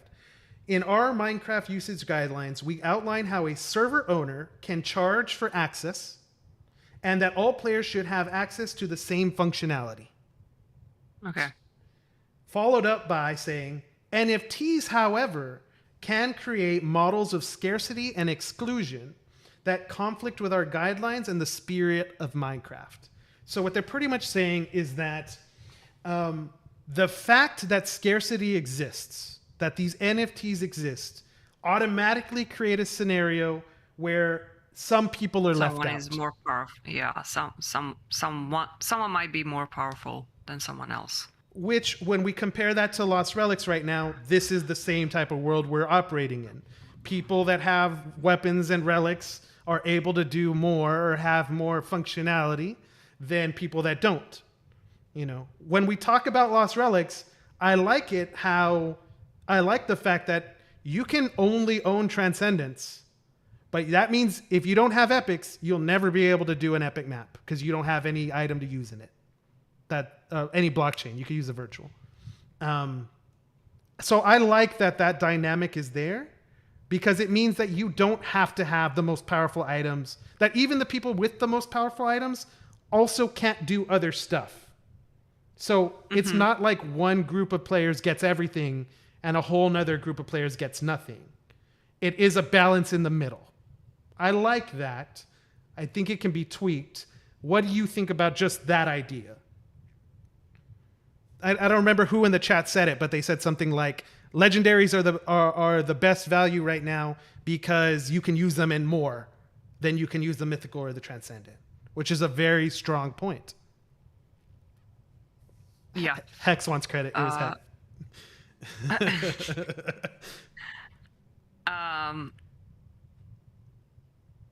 How old Minecraft is? 2006 would be my guess. Let's see. Minecraft launch date. Maybe 2001? 2009. 2009, May. Okay, so we have this game that is over a decade live with a arguably probably one of the best games ever made, and it has its premises on how players build their worlds in there, how they play the game, and all items are in infinite supply. And now you are suddenly introducing something that is scarce, and it could probably introduce layers of players. And I don't think it's fair to compare that game with Lost Relics, because Lost Relics is built on a premise that more powerful items have more value within the game. So you put a very high value on the idea that because of where you started and when the players joined Lost Relics, they came in with this general idea. That idea didn't exist when players came into Minecraft, for example. So that's a very strong point to bring up. Creating these layers, like you're saying, it does make a system, the way Minecraft puts it, they say NFTs are not inclusive and our community, of all of our community, and create scenarios of the haves and the have-nots. Have-nots, yeah. Right? And the idea just of scarcity in general creates that idea, creates that logic. We're operating in digital worlds where things don't have to be scarce. We can copy and paste everything if we want to. So why then do players that play Lost Relics or players that play blockchain games or have NFTs, why do you think that we value it so importantly? Like the way when we were talking about Archer's Ring or a Veil, like we brought up the comment like, hey, you can't get this item anymore from drops. This other one you can. Like because if at certain point in the future there is a game mode or there is a potential reward for which you have to have significant amount of passive healing or healing in general, those who have Archer's Ring are going to be more efficient. Therefore, they will be able to obtain those new rewards more easily than someone who doesn't have it. And I don't think that's the point of playing Minecraft. Okay. I think I kind of understand where they're coming from. I have to admit, like, I haven't played Minecraft. Yeah, me too. But I was watching videos and I get a sense of what the game gives you. Like, you can play it as sandbox, you can play it as survival mode, you know. And I think introducing something that it's totally the opposite from the premises on which they built their game on is gonna reflect not really well on players. And I think they're just postponing that decision, to be honest. Yeah, I don't see a reason to allow specific servers to have that ability. It's like they are afraid of something. I'm right there with you. I think they're just afraid of reaction of player base, because you can see that a lot of famous streamers and gamers are not really fan of talking about blockchain introduction into games. Mm-hmm. So I think they're just testing out waters right now.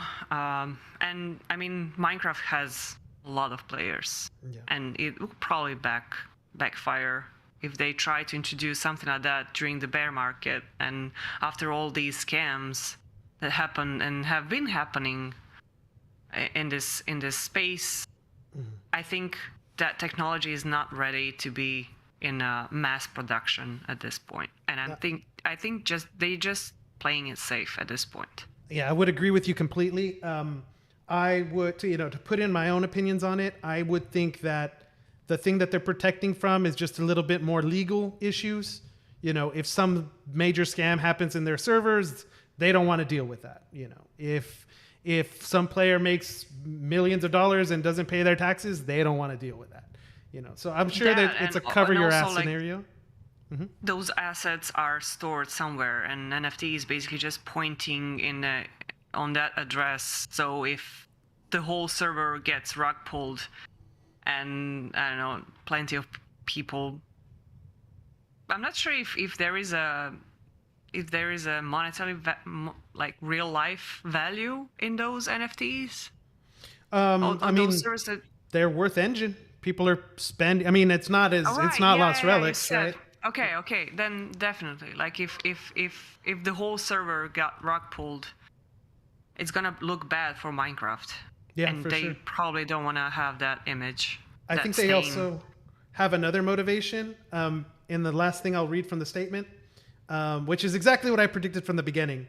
But they say at the very end, we recognize that creations inside our game have intrinsic value, and we strive to provide a marketplace where those values can be recognized. So I'm like, so they want to control it. Yeah. So you're okay as long as you control it, and you don't control it right now. Okay. That makes more sense to me, so I was like, okay, I can understand that. Now, at least, I mean, the way I've always seen it, that if blockchain games, and they don't have to be integrated into all games, but if this area of gaming does grow, it's going to come piece by piece by piece, right? I just think we're at the point right now where it's so important and so big and has so much promise that you can't ignore it anymore. And I think that's all this is Minecraft saying, we can't ignore this. We have to put something out, even though they don't do anything else. Like, this is just that. You know what I mean? The statement that they're aware of it. Exactly. I think it's interesting, the conversations about the have and have-nots, because, this is a little bit more philosophical talk about, but it affects everything. It affects Lost Relics. It affects everything. Because there's scarcity, because there's only certain transcendent or mythical items or whatnot, like, this type of system exists. And so, like, we try to, like, wrap it up, and there, I think it was Loops that was bringing it up in the chat. Like, pretty much all we're doing is we're talking about the differences between economic models and social models. Like, how do people live together and work together and play together? And we're literally just talking about the idea of capitalism versus socialism versus communism. And you don't have to talk about the government side of it. We can just talk about ownership. You know, capitalist systems believe that ownership should be private. Everybody can own whatever they want. You know, communism, the opposite. No private ownership, just the government. And socialism in the middle, where it's limited, you know, depending on what's the good of the nation or of the group. So when I started thinking about that with the Minecraft ban, you know, I'm looking at all the other news too, and I'm like, you know, why is Square Enix doing stuff with NFTs and Minecraft's banning it? Why is Steam banning it and Epic allowing games on it, right? And the one trend I keep seeing is there's this big line between Western developed games and Eastern developed games. You know, games that are targeting South Korea, Asia, versus games that are targeting America, you know, Europe. Capitalist countries. Right. So like, I don't know what it's going to play into. I just thought it was something interesting that I wanted to bring up. You know, some of the people that are in the chat right now are talking about like, we like the idea of owning stuff. We like the idea about it's our value. You know, I'm sure there's a bunch of other perspectives on it. I just think this is so big because it affects it affects an engine project that one way or another is tied to Lost Relics, even if it's in the smallest sense, by one of the biggest video games that we just can't ignore it. You know, I just tend to look at it. Tim Sweeney is the owner of Epic. He came out. He put up a really good, interesting tweet. He said, "Developers should be free to decide how to build their games, and you should be free on where to play, on whether you play them. I believe stores and operating system makers shouldn't interfere by forcing their views onto others, and we definitely won't." And I'm like, yeah, I mean, that's exactly it. The thing I keep thinking when you bring up the idea about all those streamers that are against it, I'm just like, hey man, like that's cool. You can be against it, and you should, if that's what you believe, that's cool. But there's 2 billion other gamers. Like, what about the people that want it? Like, shouldn't they have something for them? Like, not everybody wants to play Call of Duty. Not everybody wants to play Pokemon. But if there's enough group and a developer is like, hey, yeah, I'll make a game for you guys. I'll make a game that is what you want. Maybe what you want is to be able to help the game build itself out. I don't think there's anything wrong with that. I have to put a analogy because it just came to my mind. You know what this whole thing, introduction of blockchain and NFTs, integrating blockchain into games, it doesn't have to necessarily be only NFTs. It reminds me on a transition between when we started using smartphones. Ooh. And we were used to using web desktop versions, looking at those web pages in desktop versions. And then you have this relatively short period of time when developers started to make those web pages accessible through your phone. So some of them decided to take an approach of literally building a different web page, which is going to be displayed on your phone. And some of them started to use different mechanics of making a responsive web page, basically. So you can just shrink your window and see the layout which would be presented in smartphone. And I think what we are seeing right now is something similar to that. At some point, like when there is a critical mass of new players, and when I say new players, I mean our kids, for example. If they have been playing a game where they can use their money, like they get, I don't know, $10 per week as a pay. How do you say that? We have a specific like an allowance? name for that. Yeah, Or like V-Bucks probably. in Fortnite? Like, No.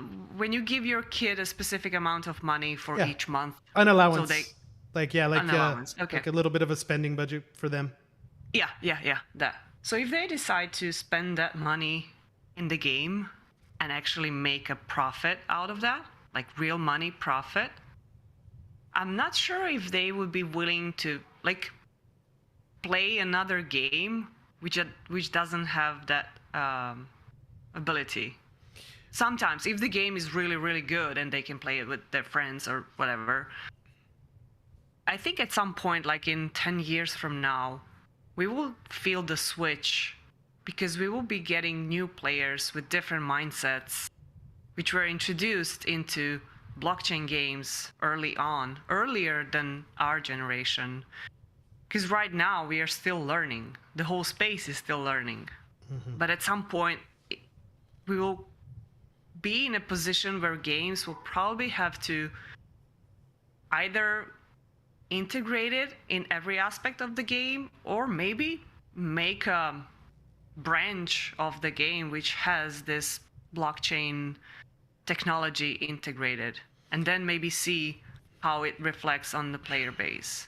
I I honestly think it's inevitable, but I'm not sure about the time frame. I think it's inevitable. But my vision of the future, I don't think is to that extreme.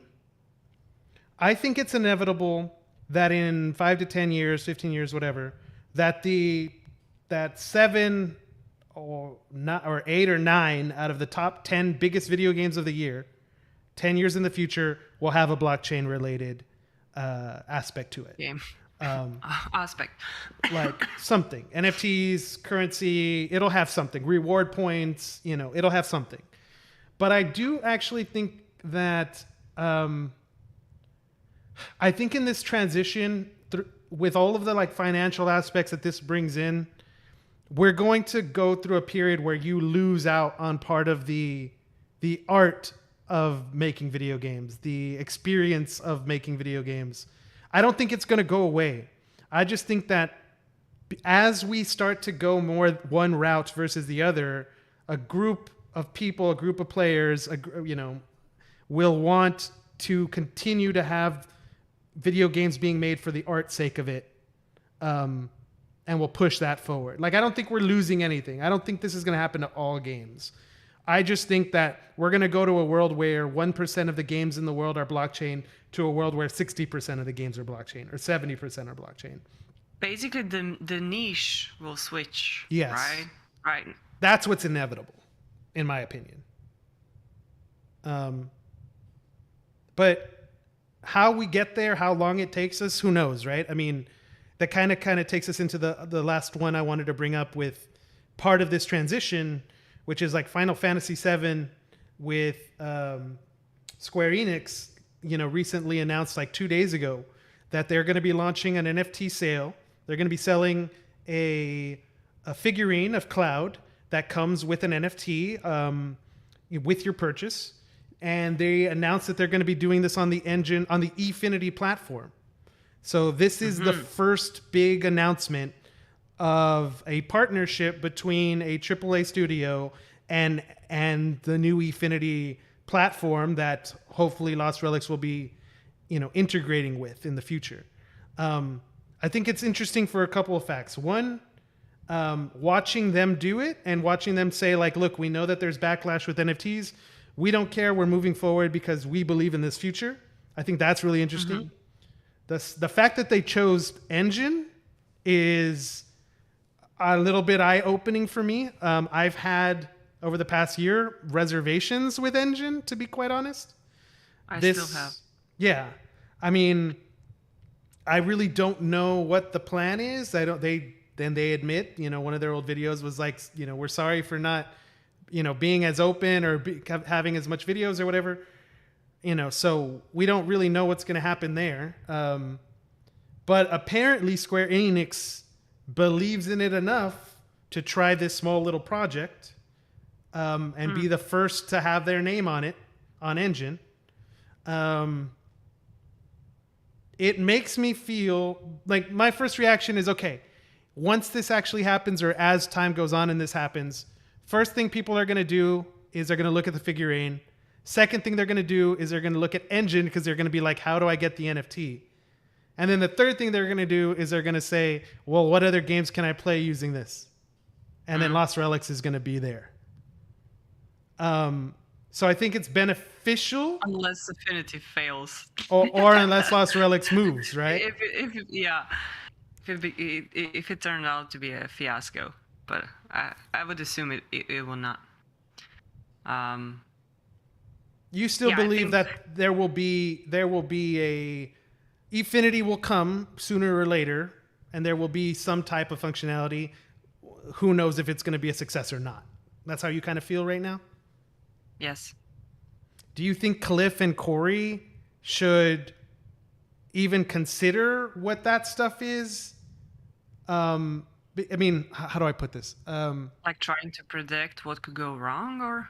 No, more like, should they be building the game assuming that it's not going to happen, or building the game assuming that it will happen? I mean, that's their call, and we're just playing backseat developer. But I mean, what would you do? I think I would be building the game assuming it will fail, but also, well, basically doing the both at the same time. Like, I mean, Canada put in a good quote from the CEO of Square Enix, and he said this, I believe it was in Christmas. He said, I realize that some people play for fun, and who currently form the majority of players have voiced their reservation towards these new trends, and understandably so. However, I believe that there will be a certain number of people who are motivated to play to contribute, by which I mean making the game more exciting. I wouldn't have phrased it that way. I remember reading that when it came out, and I thought it was interesting because obviously he's the head of a huge studio, and his calls right now are making a big influence on what the future is. But the point he's trying to say is there are people that are willing to pay to contribute. We're doing that with Lost Relics. What does that mean? Like we're putting discussion posts in Discord saying like, hey, this feels good, but maybe this should be better. Or hey, this is actually a bug and broken.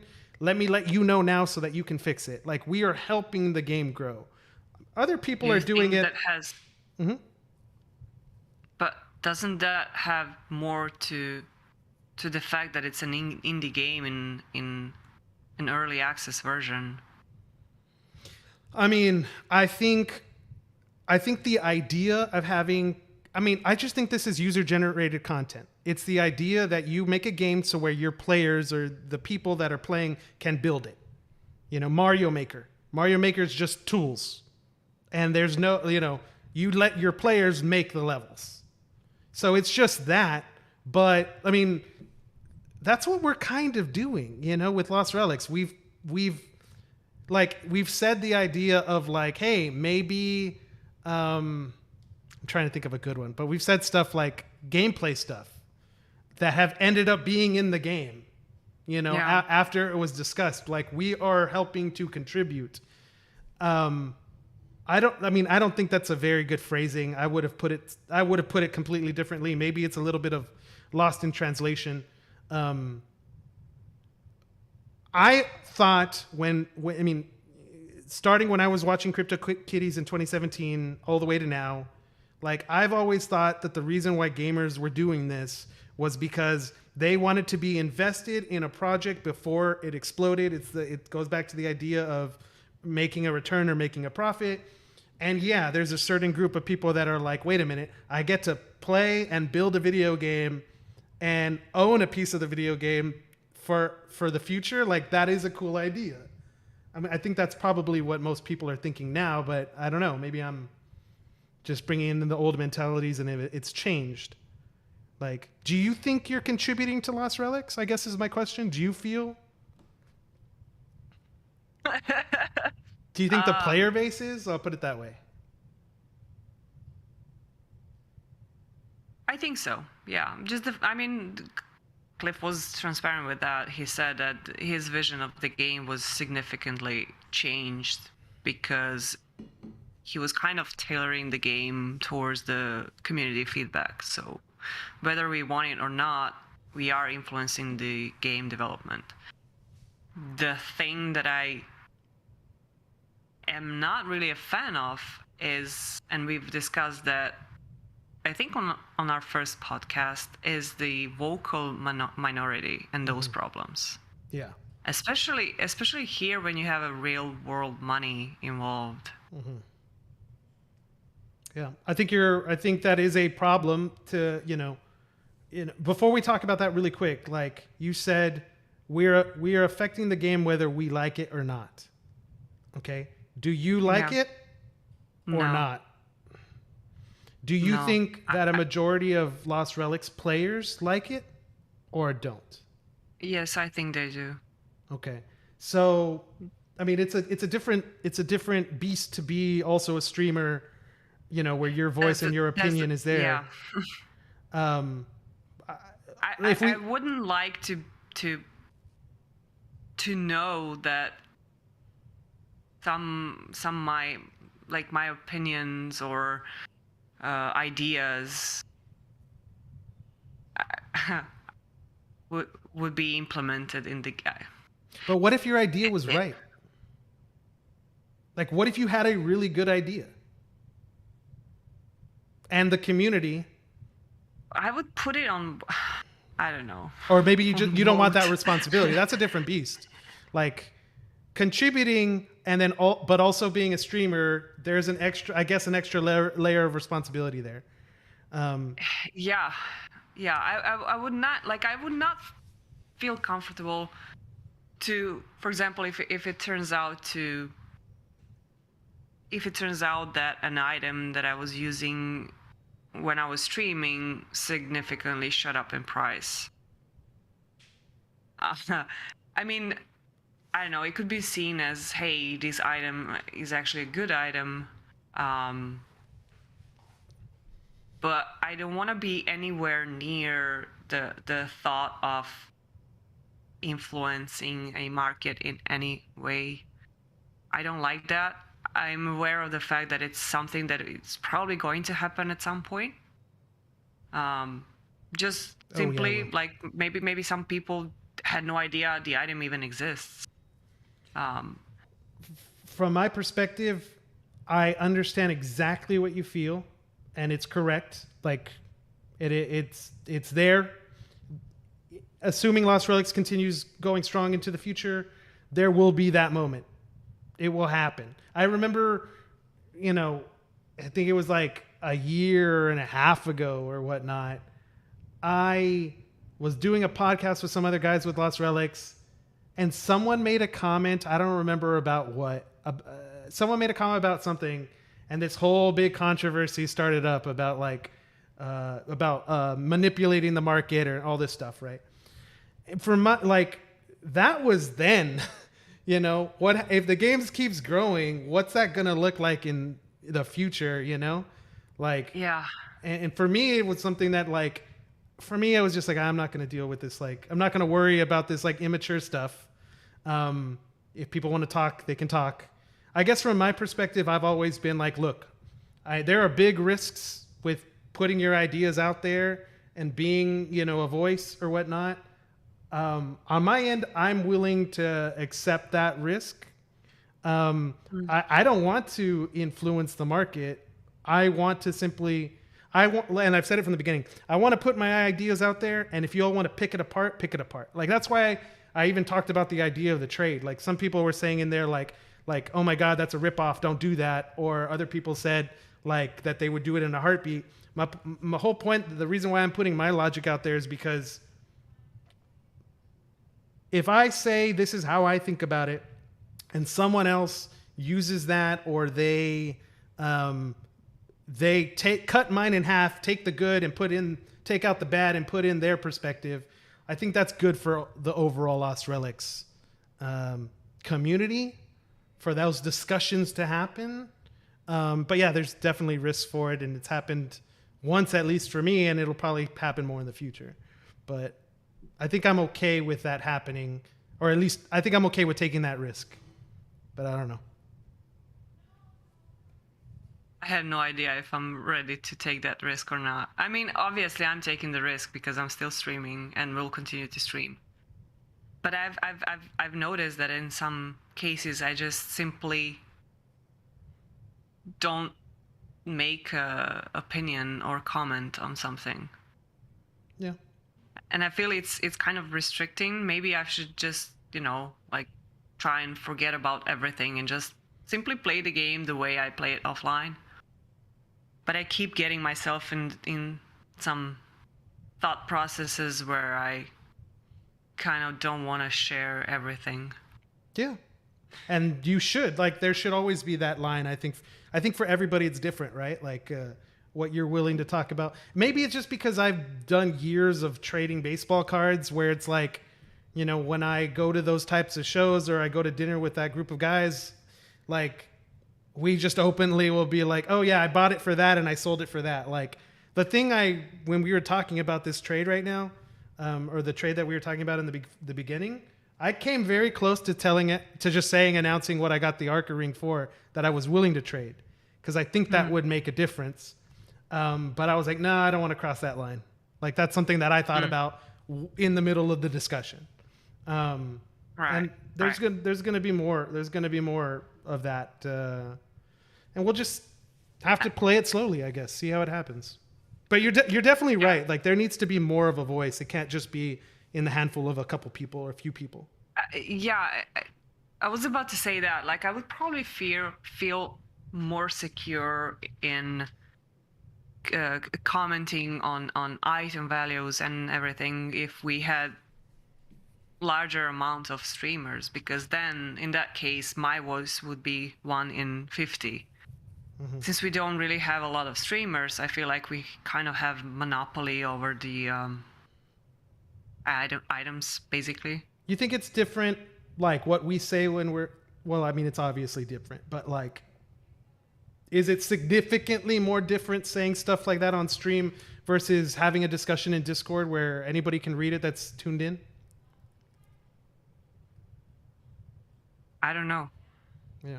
I'm not sure. I'm not sure, because if you're listening to a streamer, at least from my like in a Discord, you're just a colored name. But on a stream, you're creating a content, and I think it has more value when you say it on stream. Of course, for people who know you in the Discord, I think it has the same value. Don't get me wrong. But I'm thinking about other people who are using Discord and not watching streamers. For them, it probably doesn't have the same value. And I would never, like, it's real money that we are talking about, and I would never forgive myself if I led on someone to make a trading decision that they regret later on. Yeah. And that's why I don't I really avoid talking about trading. I can talk about builds, I can talk about gameplay, I can talk about ideas and everything, but trading, when someone comes and asks me, like, what should I buy, I'm immediately... you should go talk to someone else. Go talk to this other person. Yeah, I'm using this item and I'm happy with it. And you can, That's up to you. The rest make is up to your you. own conclusion. Yeah. I mean, I'm the opposite. I'm willing to. So like, I'm not gonna ever tell someone go buy this or don't go buy that. Like, what I would just say is, I would say, like, if it was me, I would. I think this is good value. But like, that's so different. Same thing, though. Well, I mean, let me put it this way: if it was you, would you be trading for? Would you be trading the Arca ring away? And your answer would probably be no. Like, if you had an Arca ring, you probably wouldn't be trading that. Probably no. So then when I say that I'm willing to, it's kind of like that doesn't apply to you. I'm just letting you know what I would do for me. Yeah, but if I come to you and ask you, should I buy an Arca's ring, what would you say? I would say the Archer's Ring is probably the most powerful relic in the game. I would say that I think it's worth more in value than what it's listed for right now. And I think that I think everybody wants an Archer's Ring. I would just put it like that. I wouldn't ever say like, if you can go buy it for X price, do that. I wouldn't do that. I would just say what I believe. I do think that that's a really good item. I think it's valuable. I think it's worth more than what it is right now. And I'll leave the rest to you. Well, that translates to yes, in my mind. Yeah, I mean, if the question is, would Stryker buy an Archer's Ring listed at the current price, assuming you had the money, assuming all the other stuff? Yeah, I mean, I think it's a good value. But I'm not telling you, like, that includes risk, obviously, right? But I'm not telling you to go buy it. But it's a careful thing. It's a careful thing. Like, I don't want to influence anybody else's opinion, but I am willing to share my opinions on what I think stuff is worth. Maybe not whether or not you should buy it. I mean, that's definitely a fair point. Like, if someone approaches you directly and asks you a question, like, yeah, I would never go around and tell people. I mean, I kind of did it. I was always talking on my stream. Like, I never understood why people were buying Unholy Harvester when there was a Necrotic Nightmare. But I was just like using an argument at this point in this game. Necrotic has 2 effects and Unholy only steals sometimes a little bit of energy. Like, it was more of a trying to figure out why are people choosing this over that. So that can be interpreted as this is a good item, you should buy it. I don't know. But just like going around and telling people like, this is a good investment, you should do that. Yeah, I would never say that like that. In that way, I would never say it. But yeah, I'm probably overthinking it. No, I mean, there's I don't think you're overthinking it. I just think it's a difficult topic. I don't know. I think it's fun where we could all have a debate about what one item is worth from 100 different perspectives. I think that's fun. Like, but that's probably just my upbringing and stuff. But like, yeah, obviously you never want to give financial advice, and there would be no situation like that. But yeah, I mean, I'm down to tell people like, or say if I think something's more powerful than another thing. I mean, I don't know. Put it as it is, or you know, yeah. I think it's interesting. I mean, I know we'd never get this, but I'd love to peek behind the curtain and see what Corey and Cliff think about certain items and stuff. Of course, they would never say it out loud, but it would just be so fly on the wall to listen to some of those conversations would be cool.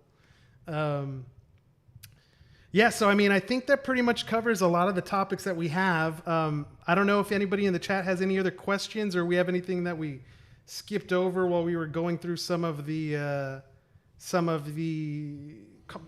discussions.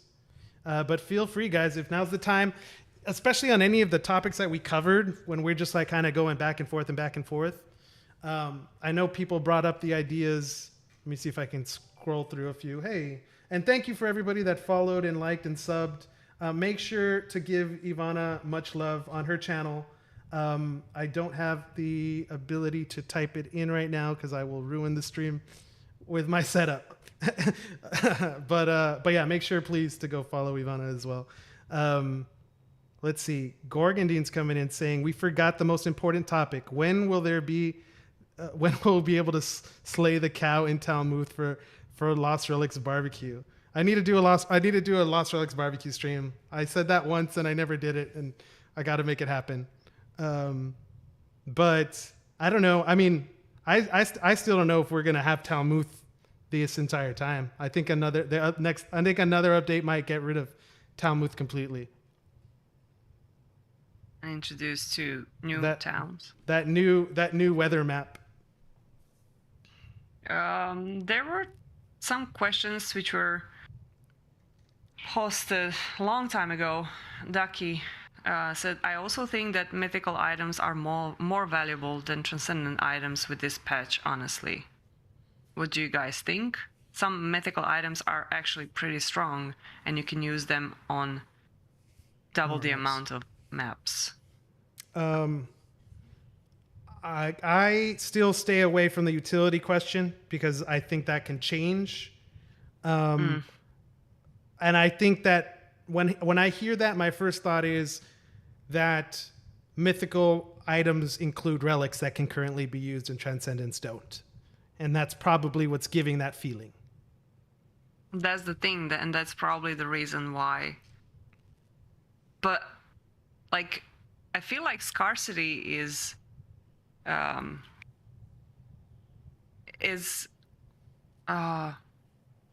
been talking in English for too long.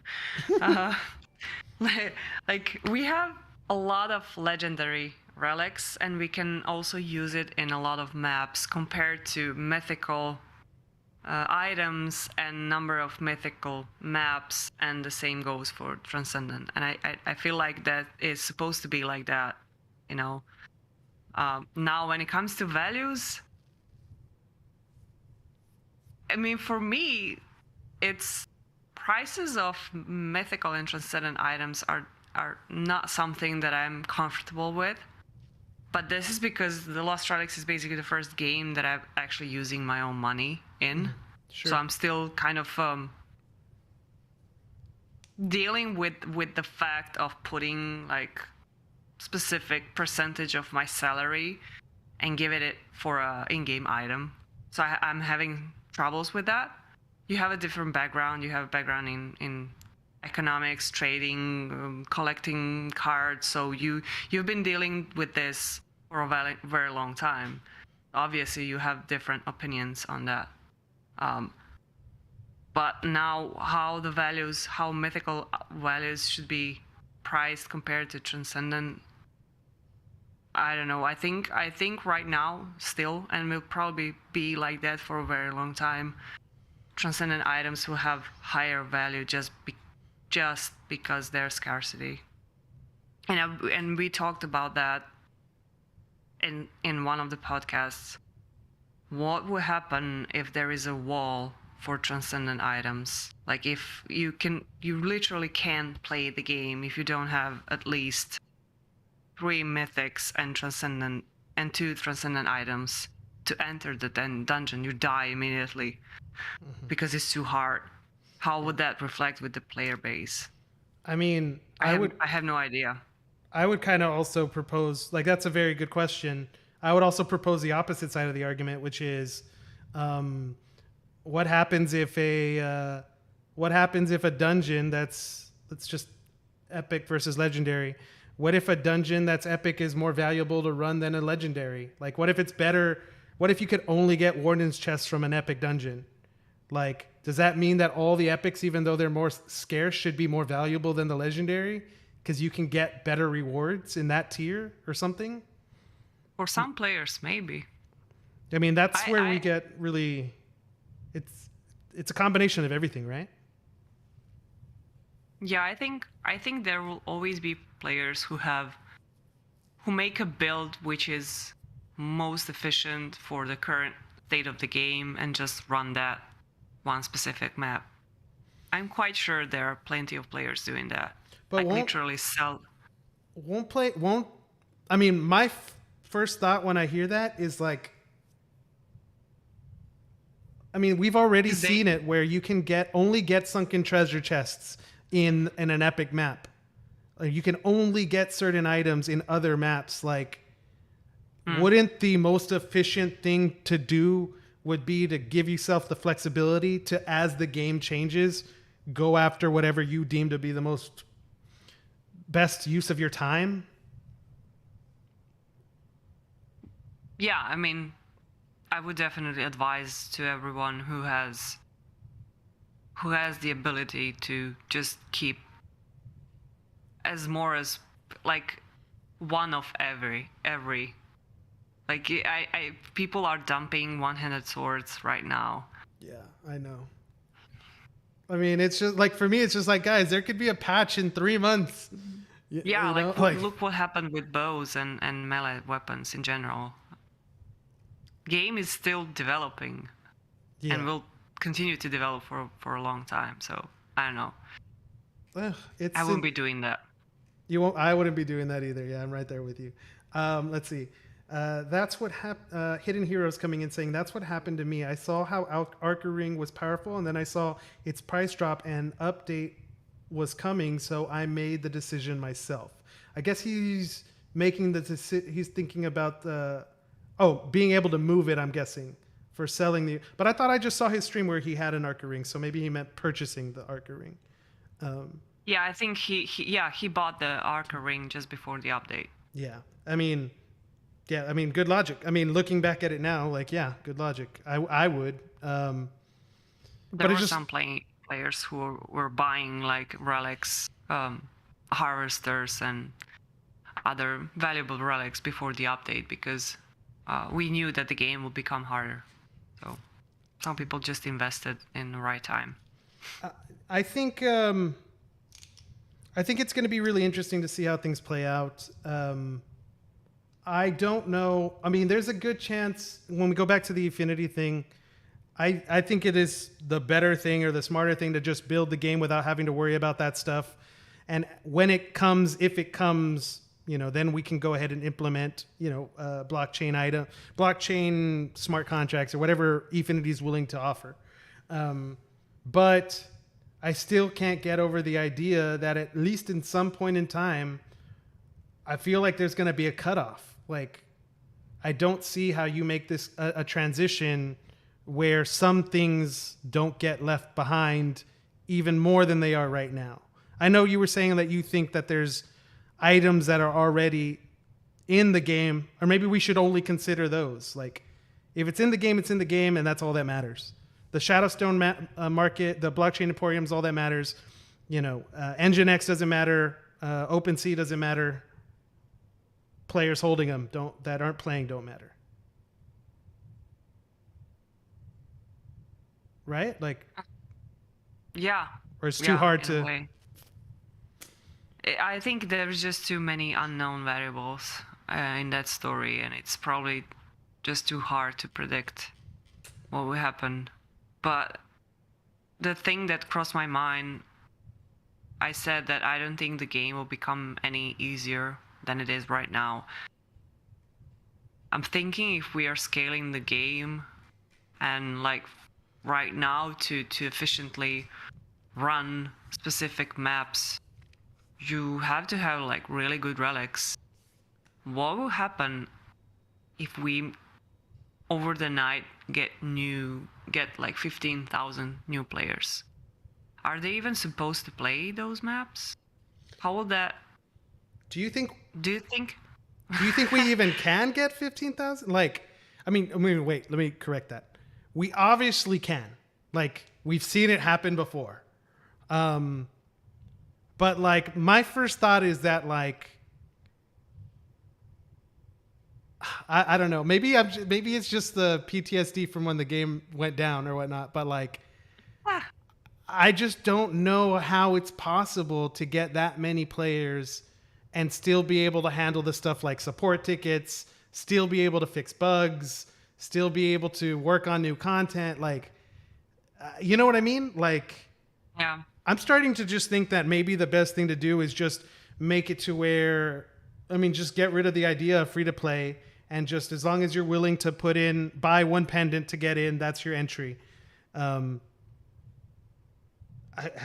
even say like, it's a good business model because the first purchase is the hardest one, and if you get into game by purchasing something, you are more willing to give more money in. So I think for the game, it's a good setup. It's tough. I don't want to get into the conversation about like development. Like, for me, it's just what is a healthy way for the game to grow. And I would say on that end, slowly and organically. slowly and organically. Like that's what I would say. I mean, hopefully blockchain tech comes out, Efinity comes out and allows it to make it much easier for everyone to do certain things, like getting into the game through the blockchain, or be able to trade without having to be off of the actual workload of Cliff and Corey, because they're managing all the blockchain emporium. This would be taken away. But yeah, I mean, it just one step after another, one slow step, and I'm sure things will just slowly grow over time. I think that's probably the best bet.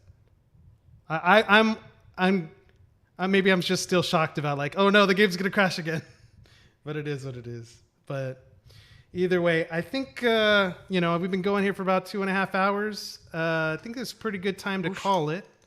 What are your thoughts? Any last items or questions or anything you wanted to cover before we sign off for the day?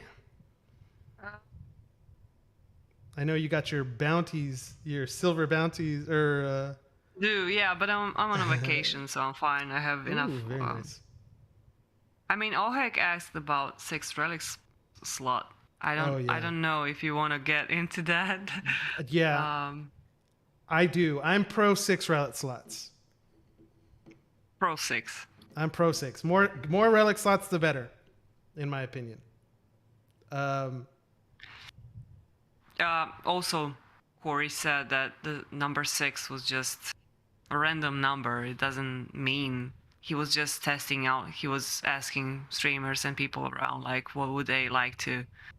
Would they like to have more relic slots or less? And he picked the number 6. I would say more, but I think you need to be careful on how much more. I don't think I would go past. I honestly, I think just 1 is enough. I would say 1. I wouldn't want to all of a sudden we have 10. You know what I mean?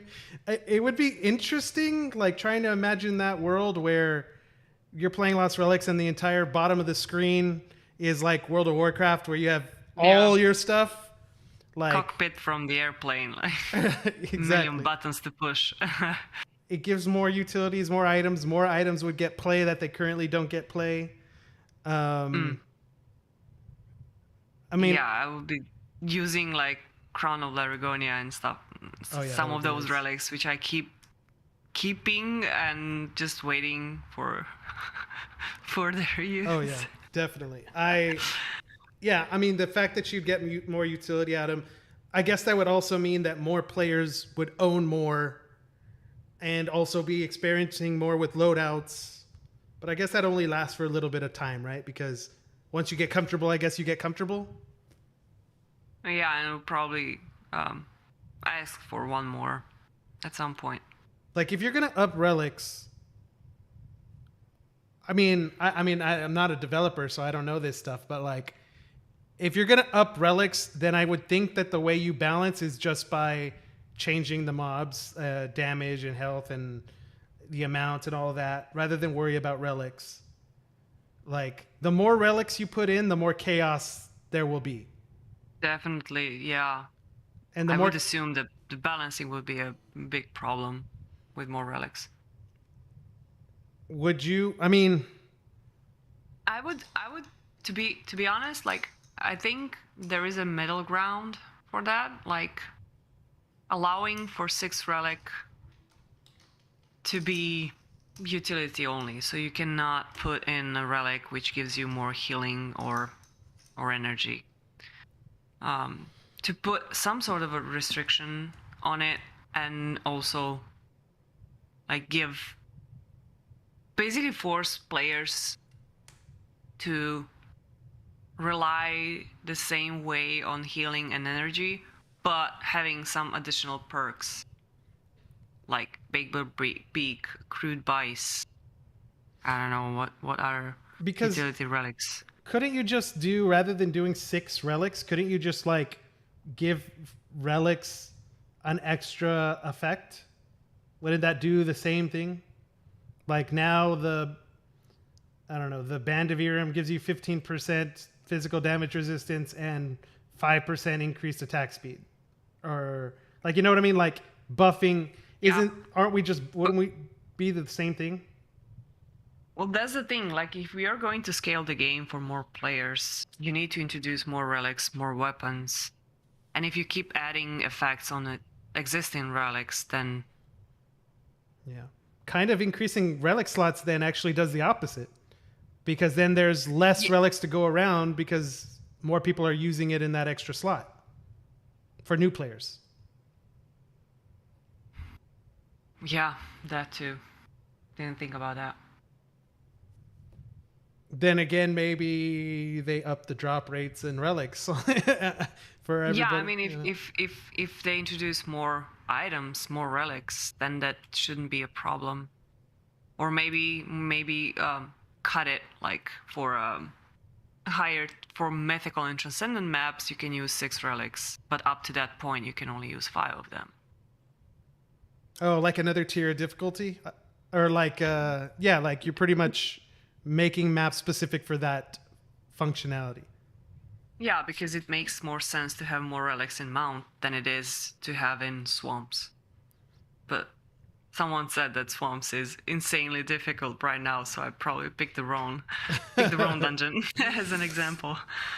Let's see. Could you introduce multi-slot relics to balance the more powerful multi-slot relics? Oh, like a relic takes up 2 slots instead of 1. That's interesting. That's interesting. That's very interesting. Archer's ring should take like 3 slots. Like it's a huge ring. It's like a hula hoop ring. It's not like a ring that goes on your finger. Yeah. You wear it across your shoulder. Yeah. That will probably devalue powerful items, in my opinion. It might, but 5 slots is enough. I think I wouldn't be surprised if the whole community got polled that we would probably be like at 50-50. I have a feeling that it sounds like everyone would just be like, yes, give me an extra relic slot. But I have a feeling that some people would be like, I actually can't use it, so it doesn't matter to me. Yeah, it kind of depends on at which point in the game development you're going to introduce it. I can totally see this game in 2 years having more than 5 relic slots. Oh, me too. But I'm not sure if at this point, I'm not sure if it's needed. And I think that's probably why some people would vote on 5 instead of 6. Yeah, I would assume that 6 means that all relics go up in value. Is what I would assume. Not all relics, but like in general, the market for relics goes up. Yeah. Yeah. I would assume that as well. I would like, hey, like what if what could be a downside? That new players can't get a hold of relics, I think. Cuz like everybody, like if there's only I mean, I guess the downside would be like somewhere in the tiers there would be a separation, like maybe before when there was 5 relic slots, maybe legendaries and above were like extremely valuable in terms of cost. Like if you had to buy one, you had to pay something. But now with 6, it's now epics and above that are more, now epics skyrocket or something. I still go back to this idea that I think that it's going to be very, very important to own. I think there's a possibility that the game could get to where someone running with epic items, epic relics, can do as good in terms of like what you're getting out of your run than someone that's doing mythicals. Like I still think that's possible because like what would be an incentive for people to actually own mythicals then? If you can get the same value out of it. Well, I mean, yeah, I mean, you're kind of right there, but also like, yeah, I guess my thought isn't like I don't mean it to apply to the entire game. I think I mean it to like apply to a certain map. Like if you're making more gold or getting more nests running a specific map, and that becomes I guess I could see a world where like running a specific dungeon that's not just because it's higher could become a meta. even more than it is already or has been in the past. To where everyone's like, you need to go run this because whatever reason. You know? Do you think they would like that, Corey and Cliff? I think they would. I don't know. I think they would. I think the idea of like making someone feel like, hey, it just makes you feel, I guess it would make a player that owns only blues or only purples. It would make them feel better, I guess. It would satisfy more. Like, I'm not trying to say that like not running Transcendence and Mythicals are like, obviously there will be perks to running them, but like even right now there's perks to running those maps right now.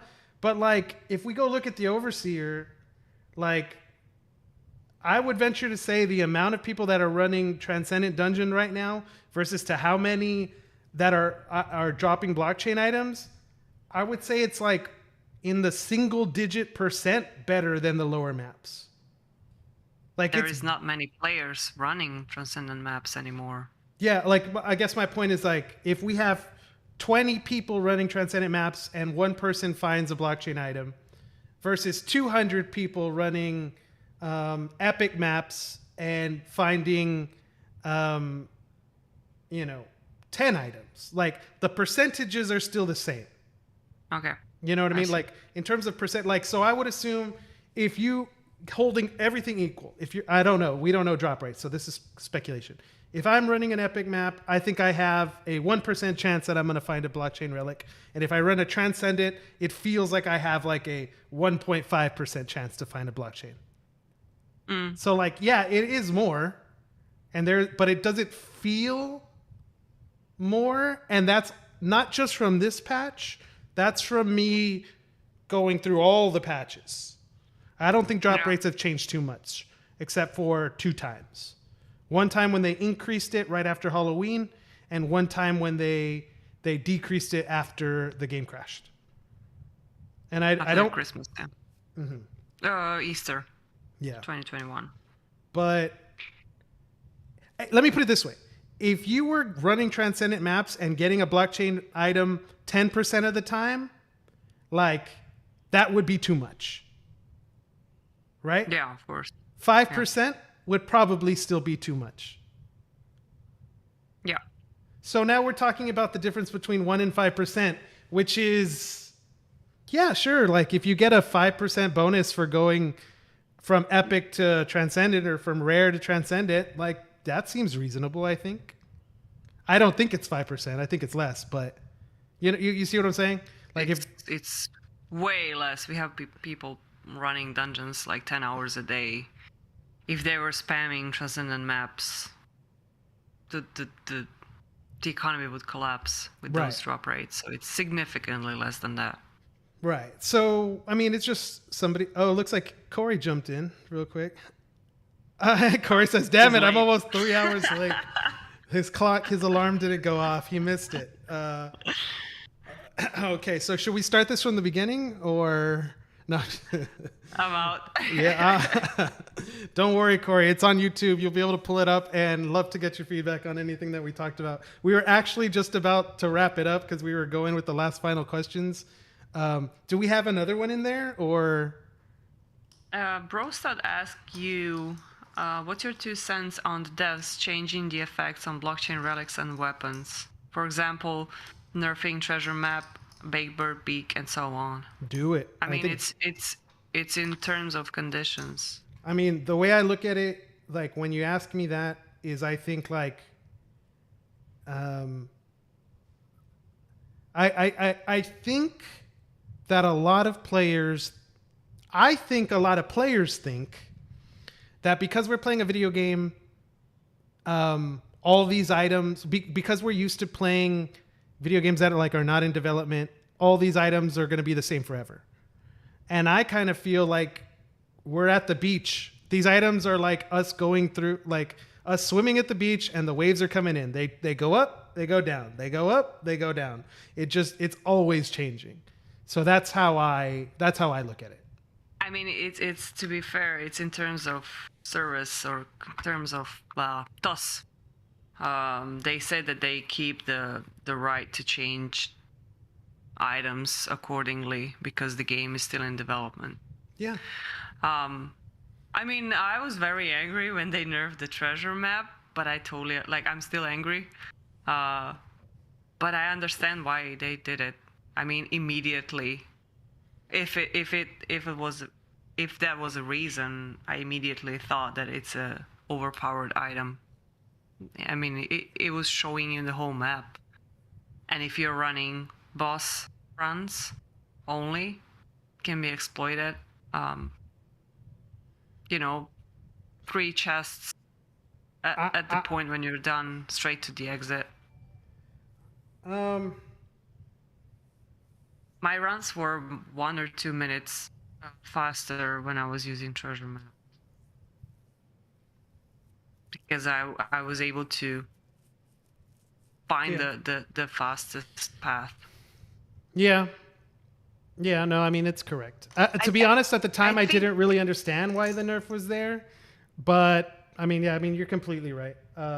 Discord coming in with the big subs. Thank you, my friend.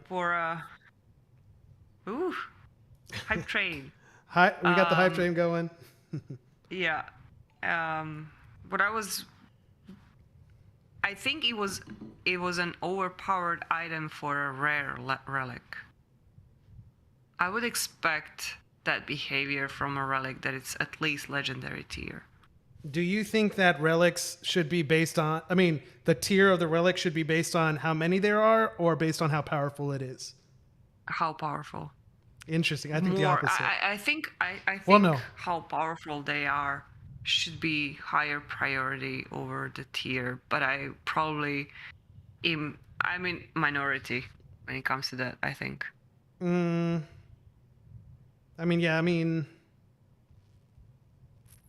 the problem is, of course, with maps, like you can't use mythical relic in rare map, so yet you can't use it yet. No, I'm just kidding. I do think we're gonna get I think it's gonna be exciting to see like what kind of experimentation we're gonna get now, because when I think back about the past 2 years, so much of it has been because of issues with gas fees, issues with this, issues with that. But now it kind of feels like the game world is like going to stand on its own because everything can be done in the game. You know, buying, selling. I wouldn't be surprised if we get like a trading mechanic in the future. Maybe not anytime soon, but like it just feels like all of those things are gone until we get Efinity. And until then, it just feels like everything from here is probably just going to be gameplay oriented. So I think it would be cool to get those things. I think that's fine. I think right now at this point, I don't think there is something that Affinity can give us except for player-to-player trading, of course, that we don't already have in the game. And that's why when you asked me like, what would you do? I would definitely build a game thinking that Affinity might fail and we can just stand alone until something else comes up. So if we focus on the gameplay. If we do that, I mean, if that were to happen theoretically, I mean, my first thing, like, I wouldn't want to lose the idea about having blockchain elements inside the game, even though the game could operate without it. We can be doing the buying and selling and trading in the game world without a blockchain. But no. Okay, I'm sorry. Go ahead. I wasn't thinking about backtracking on the technology part. I was just thinking of not upgrading to Efinity. Like, if things stay the same right now, we kind of function okay. Except for we can. To be quite honest, I am a little bit worried about JumpNet. I just have a little bit of fear that Engine is just completely focused on Efinity, and that they might want to make that transition. Like, I have a feeling they might want to say, hey, everything that's on Ethereum, just leave it as is. Don't mess with it. Let's put all of our time and our investment on this new thing. And if that's the case, I mean, then I'm kind of worried with all the issues we've seen with JumpNet a little bit about stuff getting stuck. And especially because JumpNet's like proof of authority. Like, if something happens, like, I mean, the same type of thing that happened to Axie. The Ronin network is proof of authority at the time. It's the same thing. It's like they're running it, and if they're choosing not to do stuff because they're focusing on something else, then that puts some extra risk to take into consideration, right? Yeah. So, am I for or against Cliffcoin or Shadowstone tokens being their own thing? Reading the chat. I don't know. What are your thoughts? I don't like closed economies. The idea, I guess, would be just to do everything we have now, but just not have it engine related.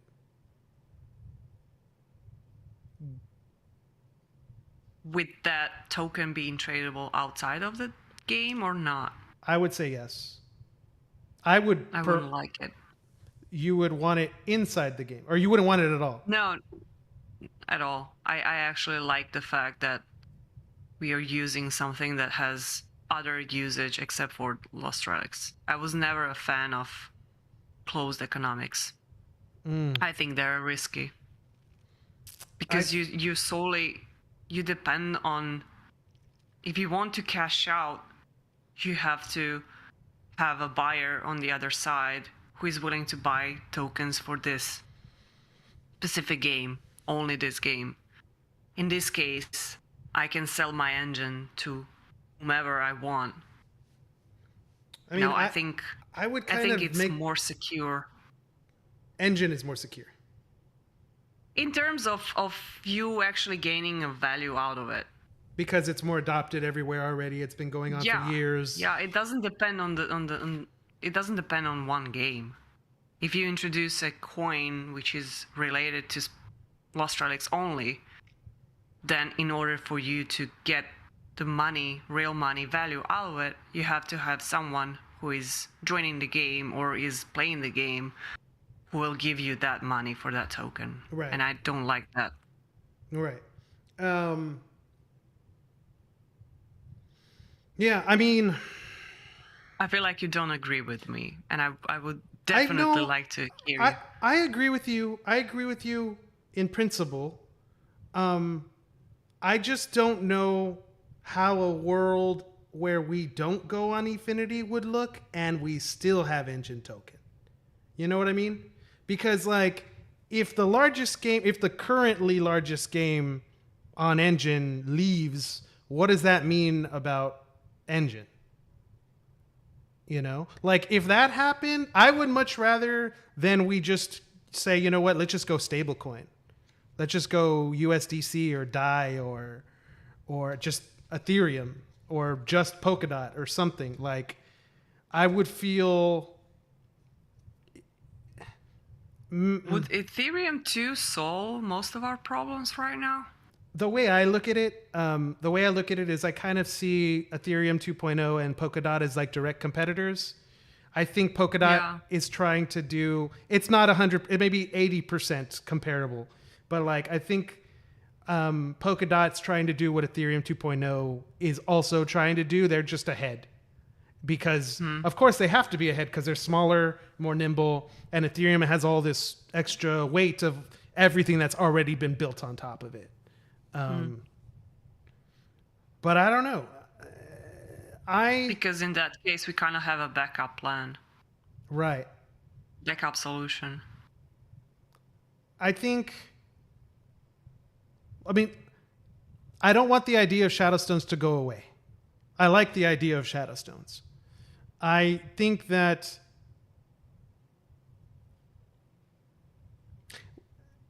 man, it's a real tough one. I agree with that. I like in-game currency which is pegged to something outside of the game. Because I don't mind that. I mean, if I maybe, you know, what this probably all is maybe I'm just a little bit worried about engine. I think that's all this conversation comes down to, is that I have a little bit of fear right now. I mean, I had that fear for a year now.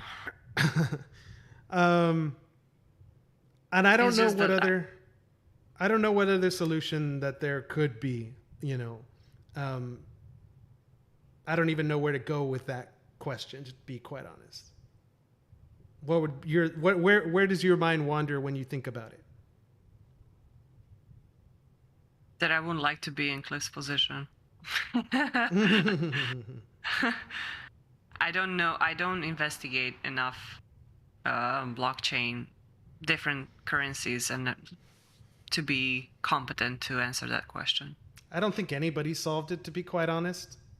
I think there's leaders. Like, I think there's people that are leading. Like, I would probably say like Engine's like in the top 5, but that's, you know, I'd probably rank it Polygon 1, IMX, the whole IMX GameStop and Loopring 2, that whole little thing. And then it's just individual projects. Axie 3, something else 4, and Lost Relics, and Engine 5. Like, I think how it usually happens is that things that we are afraid of happen. Are not the problems. No, are not the problems we end up facing.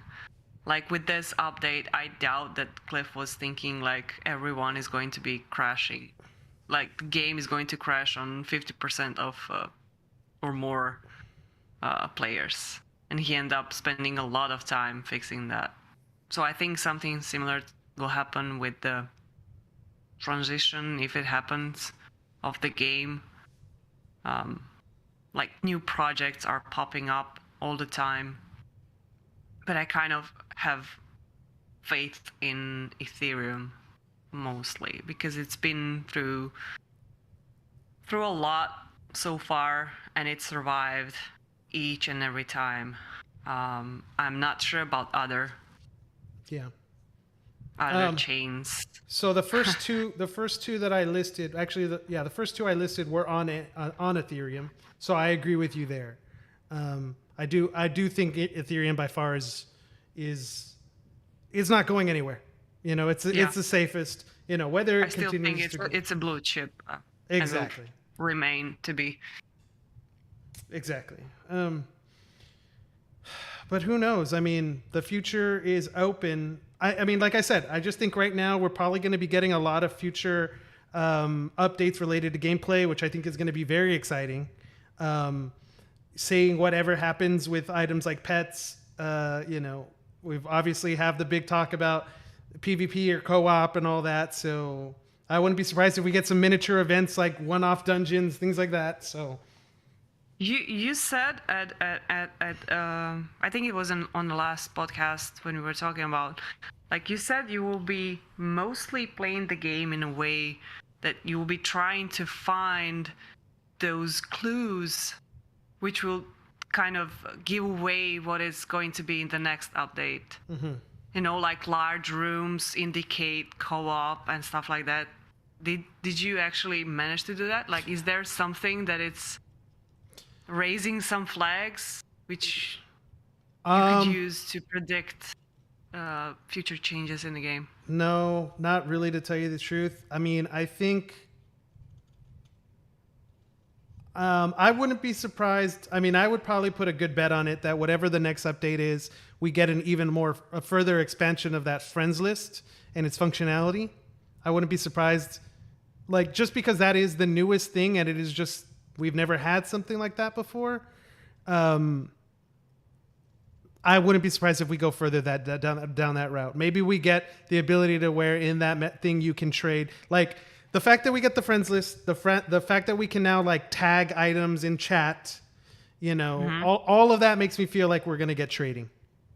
We're going to get the ability to be like, click, click, like, here are the items I want to give you. Here are the items you want to give me. Accept, boom. That's what that feeling gives me. But I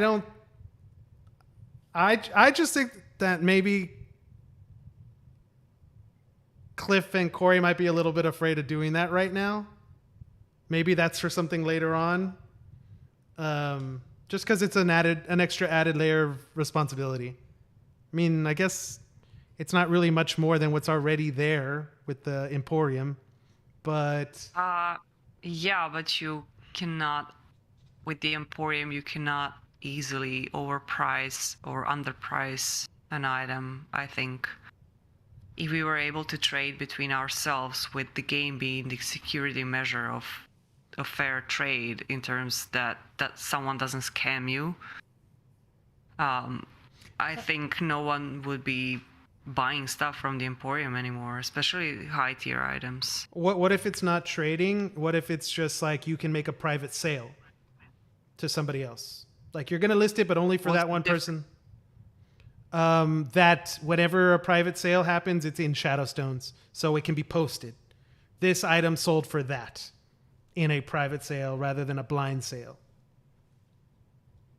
so that the entire community knows.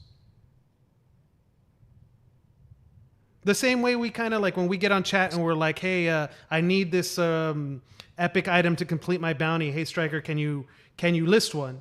Or can you sell me one? And then I say something like, yeah, I'll sell, but I'll only sell one. So if you get it, you get it. If somebody else gets it, I'm sorry. You know, something like that. Something like that would introduce ability to influence prices too much. Yeah, that's why. At the same time, the two of us can make a deal to trade multiple items.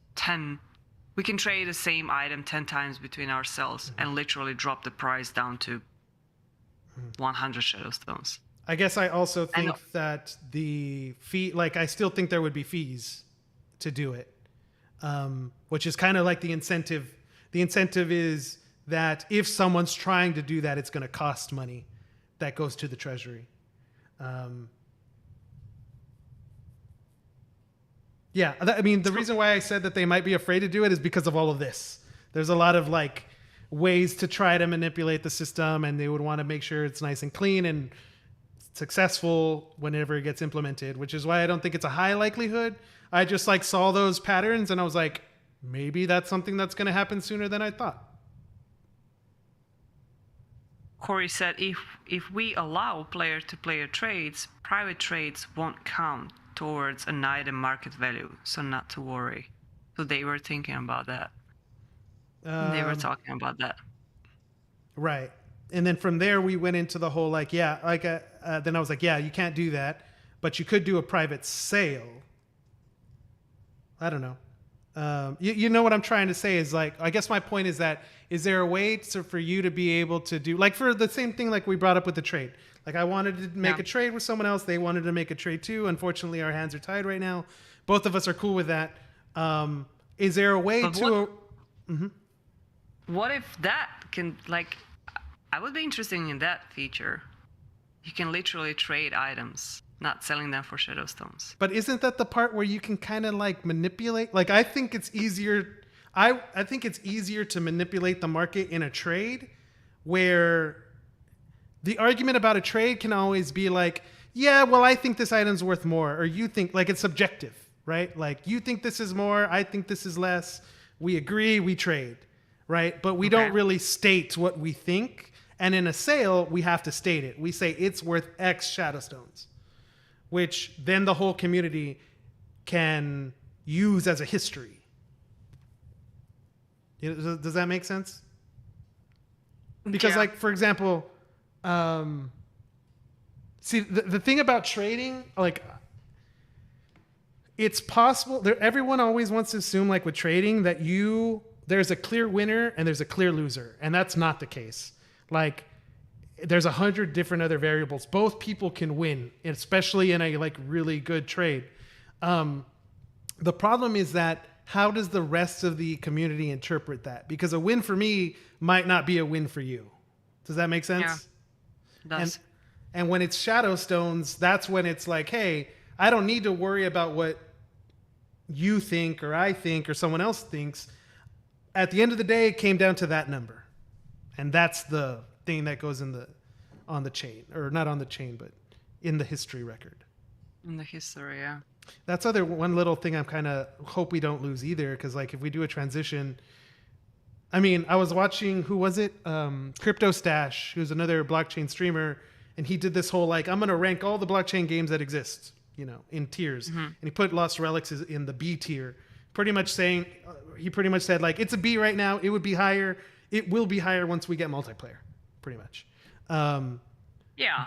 But oh man, I just lost my train of thought. We were talking about trading, and I said We're talking about trading.